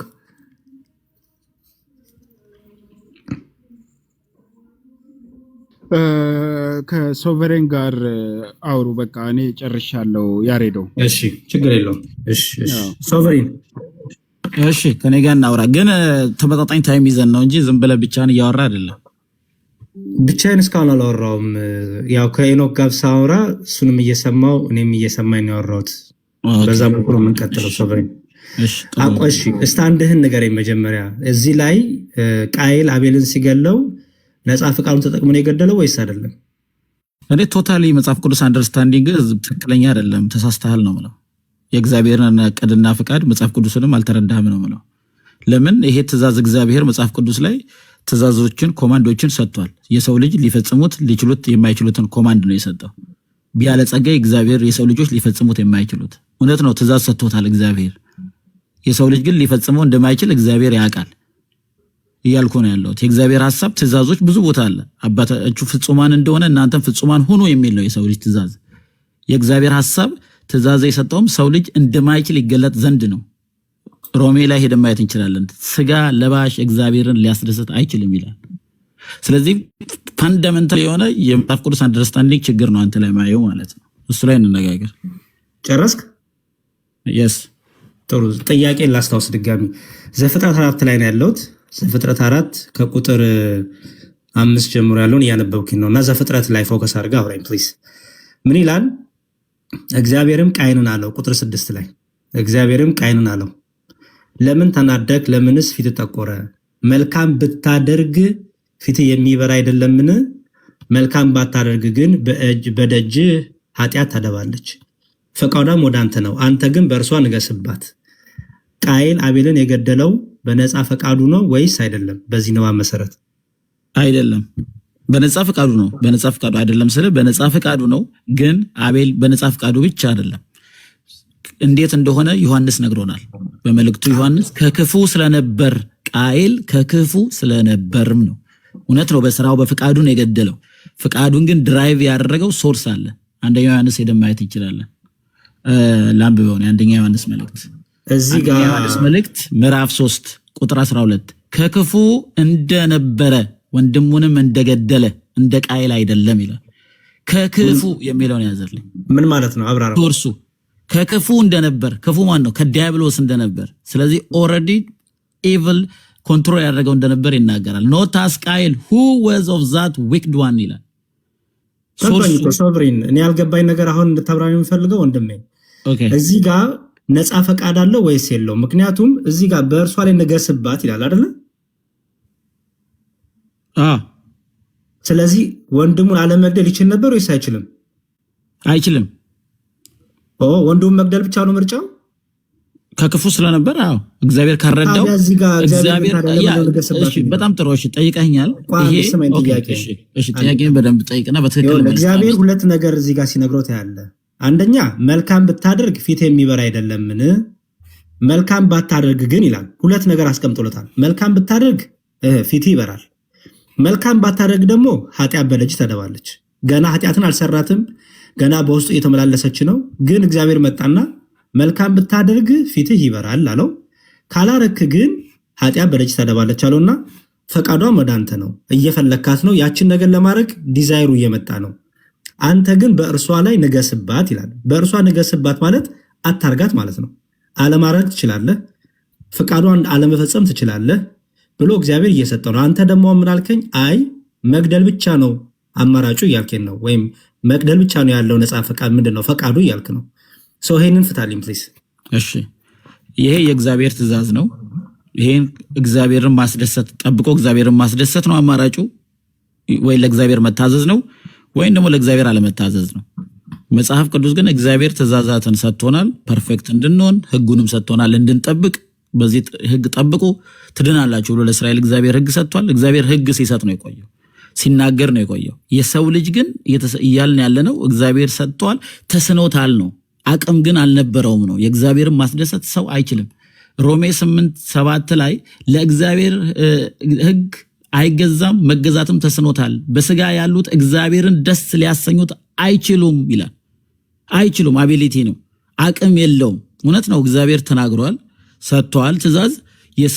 መስጠቱ ግን አቢሊቲ ስላለው ነው የሚል ኮንክሉዥን ላይ አይደርስንም። በታሪክ ውስጥ እግዚአብሔርን ደስ ያሰኙ ሰዎች የሉም በመጽሐፍ ሲሶ ቆይ መሀል አትግባ። ለምን መሰለህ ሲስ አሁን አይ ዶንት ቲንክ ሶቨሪን ኦን ሚ ፕሊዝ ይኸውልህ አሁን እዚህ ጋር የተሰጠው ህግ አይደለም የተሰጠው ይሄ ትእዛዝም አይደለም ይሄ የሚያሳየው ይኸውልህ ባታረግ ይሄን ታገኛለህ ብታረግ ይሄን ታገኛለህ የሚል የተሰጠው ትእዛዝ ሳይሆን ይሄ እየነገረው ነው ከእግዚአብሔር አዋቂ ስለሆነ ሁሉን የሚያውቅ ስለሆነ መጣና ወደ ቃየል በልብ ይሄ አለ ምክንያቱም በልብ ያለውን እግዚአብሔር ብቻ ነው የሚያውቅ አሁንም እናወራው ስለ ሙሴ ህግ አይደለም እናወራው ስለ ተጻፈው ጋር አይደለም እናወራው ገና ስለ አቤልና ስለ ቃየል ነው እናወራው ስለዚህ እግዚአብሔር ወደ ቃየል መጥቶ በልብ ያው ፊት ለምን ጠቆረ መልካም ብታደርግ ፊት ይበር አይደለምን አለው ኦኬ መልካም ብታደርግ አስተውል መልካም ብታደርግ ፊት ይበር አይደለምን መልካም ባታደርግ ደግሞ ይላል አሁን እየጠየቅኩ ያለሁት የሆነ ህግ ትእዛዝ አይደለም እዚህ ጋር የተነገረ ያለው ቃየል በልብህ ይሄ ነገር መጥቷል መልካም ብታደርግ ፊትህ ይበራል መልካም ባታደርግ ግን ኃጢአት በደጅ ታደባለች አለና ፈቃዷ ወደ አንተ ነው ካለ በኋላ አንተ ግን በእርሷ ንገስባት ይላል አሁን የኔ ጥያቄ እዚህ ላይ ነው ወደ ቃየል ክፋት መጥቷል እግዚአብሔር መጣና ክፋት በልብህ መጥቷል ክፋት አለማድረግ ትችላለህ ክፋት አለማድረግ እንደሚችል ደግሞ ሲነግረው ምን አለው ንገስባት አለው በእርሷ የተባለችው በዛች በመጣችው ክፉ ሐሳብ በእርሷ ላይ ንገስባት ማለት አለማድረግ ትችላለህ እምቢ በል ይሄን ክፉ ሐሳብ በልብ የመጣውን አለማድረግ ትችላለህ ምክንያቱም ብሎታል መልካም ብታደርግ ፊት ይበራል ብሎታል ባታደርግ ደግሞ በደጅ ኃጢአት ቆማለች እያለው ነው ፋይናሊ ምን አለው ንገስባት ደግሞ አለው አሁን የጠየቁ ጥያቄውንም ፎከስ አድርገህ እዚህ ጋር መልስልኝ ሶቨሪን ወንድሜ እግዚአብሔር ማን ነው ቃየል አቤልን ሲገለው በነፃ ፈቃዱ በምርጫው ነው የገደለው ወይስ አይደለም ነው ጥያቄ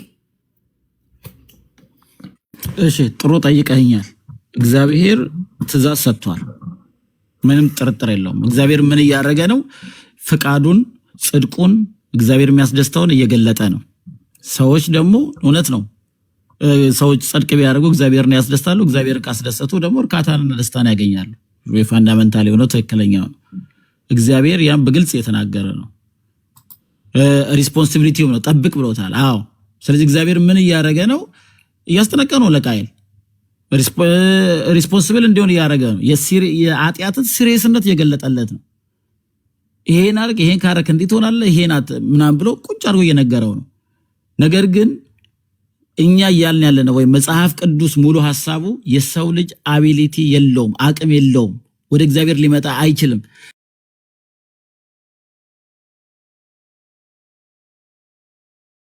ልጁን አሳልፎ የሰጠበት ክርስቶስ ኢየሱስን መስቀል ላይ የገደለበት ምክንያት የሰው ልጅ ኢናቢሊቲ ነው እግዚአብሔርን ማስደሰት አለመቻል ነው እግዚአብሔር በዚህ አይደለም ሙሉውን ህግ ሲሰጥ ነው የቆየው የሰው ልጅ ግን በራሱ እግዚአብሔር ሊያስደስት አልቻለም እያልክ ያለው አንተ የክርስቶስን የመስቀሉን ስራ የሚክድ ነው የመስቀሉ ስራ የተሰራልን ክርስቶስ ከሰማይ ሰማያት የመጣው የሰው ልጅ አቅም ስለሌለን ነው እግዚአብሔርን ልናስደስት ስላልቻልን ነው ልክ ነው እግዚአብሔር ተናግሯል እግዚአብሔር ጽድቅ ነው ራሱን ዲክሌር አድርጓል ጻድቅ ነኝ ሌላ ቦታ ላይ አዲስ ኪዳን ላይ ያሳያል አምላካችሁ እግዚአብሔር ፍጹም ነውና ፍጹም ሆኖ ነው ከሰው ይጠበቃል ልክ ነው አልቻልንም እግዚአብሔር ላስደስት አልቻልንም ተቅበዘበዘን ጠፋን ኢየሱስ ከሰማይ ሰማያት መጣ በክርስቶስ ያመኑት ናቸው እግዚአብሔር ሊያስደስቱ የቻሉበት ምክንያት ነው ያልን ያለነው ይሄንማ አቤል ቃየልማ ወንድሙን ቢያስደስት በችግሮች ባይፈጠሩ ሰዎች እግዚአብሔር ያስደስቱ ቢኖሩማ ኢየሱስም አይመጣም ነበር እኛም እንደጠፋን አንቀርም ነበር የኃጢአት ክፋት ሲሪየስነት በአዳም ምክንያት የገባብን የኃጢአት ሲሪየስነት አለመረዳት ነው እያልኩ ነው ያለሁት አዎ አቤል አልቻለም ቃየል አልቻለም አዎ ቃየል አልቻለም ይሄን ሲነግረን ግን ዮሐንስ በአዲስ ኪዳን ሲነግረን ቃየል ከክፉ ነበር ይላል ከክፉ ስለዚህ ቃየል በራሱ ነው እንደዚህ ያደረገው የራሱ አቅም ነው እንዳንል ነገረን ቃየል ከክፉ እንደነበር አለ ሶርሱን ነገረን በእርሷ ንገስባት ማለት ነው ኦፍ ኮርስ ምንም እኮ ነገርኩ እኮ አልቻለም አልኩ የእግዚአብሔር ፈቃድ ነበር ኃጢአትን አለማድረግ እግዚአብሔር በእርሷ ንገስባት እግዚአብሔር መታዘዝ በእርሷ ንገስባት ማለት ነው ምን ማለት ነው በእርሷ ንገስባት ሙሉን አንብበውና እነግርሃለሁ ሙሉን እኮ ለ3-4 ጊዜ አነበብኩ ኖ ይሄ ብቻ ከዛ በፊት ያለውን የራሱ ይመልሰዋል እሺ ሙሉን ሲተሳውን ይሄ ቁጥሩን ብቻ እሺ ከዚህም ጀምር ከፈለግ ዛትስ ፋይን መልካም ብታደርግ ፊት የሚበራ አይደለምን እሺ ምን ማለት ነው ከዚህ እየፈታልኝ ሄድ መልካም ብታደርግ ፊት የሚበራ አይደለምን ማለት ነው ፍታው አንተ ምን እንግዲህ እኔ ለምን ፈተልሃለሁ? አንተ ነህ ጥያቄ ጠየቀኝ ያለው እኮ። ስለዚህ የጠየኩ ነው መልስልኛ። እየጠየኩ ስለሆነ መልካም ብታደርግ ፊት የሚበራ አይደለም። መልካም ብታደርግ አትሸሽም፣ አትሸማቀቅም፣ እንደው ደስታም ካንተ አይርቅም ማለት ነው። መልካም ስለዚህ መልካም ብታደርግ ማለት መልካም ማድረግ ነፃ ፈቃድ አለ ማለት ነው አይደለም እንዴ? መልካም አይደለም። ይሄ ኢንስትራክሽን ነው፣ ነገርኩህ እኮ የእግዚአብሔር ትእዛዝ ነው። ትእዛዝ አድርግ ነው። ትእዛዝ ሶቨሪን አድርግ ነው። ትእዛዝ የሚባለው አድርግ ነው። ይሄ ምንድነው? መልካም ብታደርግ። ምክንያቱም ይኸው ለምን ተናደግ ለምን ፊት ተቆራለውና መልካም ብታደርግ ፊት የሚበራ አይደለምን አለው። እሺ ሳይሆን መልስልኝ ምን ማለት ነው? ምን ግልጽ እኮ ነው። በቃ መልካም አሁን በጥያቄ አደረገው ምንድነው? እንግሊዘኛውንም እናንብብ። በቃ መልካም እንዲያደርግ መልካም ቢያደርግ ፊቱ እንደሚበራ ወይ እንደሚደሰት ከእግዚአብሔር እንደማይሸሽ እግዚአብሔር ሊያሳዝን እንደማይችል እንደዛ እንፈተዋለን። ስለዚህ መልካም ማድረግ ይችላል ማለት ነው። ይችላል ብለን ኮንክሉድ ማድረግ አንችልም። እግዚአብሔር ሲናገር ይሄን አርግ እግዚአብሔር የራሱ ስታንዳርድ ነው እያለ ያለው። ቢያረግ እንደዛ ይሆናል። አሁን ለምሳሌ ሰዎች ስለዚህ ማድረግ ሰው እግዚአብሔር አሁን በክርስቶስ ያልሆነ ሰው ኤግዛምፕል ልንገር፣ በኤግዛምፕል ግልጽ ከሆነ በክርስቶስን ያላገኘ ሰው ኃጢአትን ባያደርግ እግዚአብሔርን ደስ ማሰኘት ቢችል ከዝሙት ከምናምን ቢሸሽ ደስ ሊለው ይችላል። ግን ሰው ሳይፈልግ ነው ኃጢአት ውስጥ የሚዘፈዘፈው። ገና አቤልና ቃየል ጋር ነው ያለሁት። ምክንያቱም ቶታል ዲፕራይቬቲ ተጀመረ የምትሉት ከአዳም ጀምሮ ስለሆነ ወደኋላ እጄ ነው። አቤልና ቃየል ጋር ነው ያለሁት። ፕሊዝ እዚህ ፎከስ አድርጋ አውራኝ። እዚህ ጋር ቃየል መልካም ብታደርግ ፊትህ የሚበራ አይደለምን ሲለው እግዚአብሔር ነፃ ፈቃድ ምርጫ እንደነበረው መልካም ማድረግ እንደሚችል እየነገረው ነው ወይስ አይደለም? ነገርኩ እኮ እሱን በግልጽ እኮ። ምን ብለህ ነገርከኝ? ምን አልሰማኝም? እግዚአብሔር ተናገረው። የተናገረ ያለው እግዚአብሔር የሚፈልገውን እግዚአብሔር ትክክለኛ የራሱን ፍቃድ የራሱን ጽድቅ የኃጢአትን ደግሞ ሲሪየስነት አስከፊነት እግዚአብሔር የተናገረ ነው። በቃ ሲሶ ከሌላ ሰው ጋር ቀጥሉ። ኖ ለምን አትነግረኝም አንተ? እስቲ መዝሙርዬ ጥያቄ ልጠይቅህ። መዝሙርዬ እግዚአብሔር ይሄን ትእዛዝ የሰጠው እግዚአብሔር አያውቅም እንዴ እንደሚገለው? በቃ ቀጥሉ። እሺ ንገረኝ እስቲ። ቆዮ ብዬ አያውቅም እግዚአብሔር አትግደል ሲለው እንደሚገለው አያውቅም እኮ። ትቀጥላላችሁ። እኔ አንድ ጥያቄ ጠይቄ መሄድ ስላለብኝ ቆዮ ብዬ ትሄዳለህ። ኖ መሀል ላይ አትግባ አንተ። ቆዮ ብዬ እኔ እኮ መሀል ላይ አልገባሁም። እኔ ጨርሻለሁ። ሰብሪ ለዛ ነው። ለምን አትነግረኝም ታዲያ? ደጋግሜ ቅድም ነግሬ ነበር። ኢዮብ የቀሚታ ግን ጎቨርን ያሬዶ ኦሬዲ ጨርሻለሁ አለ። ያ ቅድም እንዳልኩ እሺ ፋንዳሜንታል ነው። እሺ አይ መጽሐፍ ቅዱስ አረዳድ ፋንዳሜንታል ነው። ፋንዳሜንታል ነው ትላለህ። አረ ፋንዳሜንታል ቀርቶ ሜንታሉን ተውና አሁን ዮባ የሚጠይቀውን ጥያቄ ተቀበል እስቲ። ያ እግዚአብሔር እንዲህ ስላለ ትችላለህ የሚል ኮንክሉዥን ነው። ይሄ በቃ ኢሎጂካል ነው፣ መጽሐፍ ቅዱሳዊም አይደለም። እሺ ኢዮብ ቀጥልልኝ። እሺ ጎቨርን አንድ ጥያቄ ልጠይቅህ። ኦኬ ጠይቀኝ። እሺ ማለት ይሄ በኃጢአት የወደቀው ቶታሊ ዲፕራይቭ ያደረገው ሰውዬ ከኃጢአት ውጪ ምንም መልካም ነገር ማድረግ አይችልም? እግዚአብሔር ካረዳው አይችልም። ለምን መልካም ነገር ማለት ነው ሰው ሊበላ ይችላል። ለምሳሌ ምግብ ሊበላ ይችላል፣ መልካም ነገር ነው።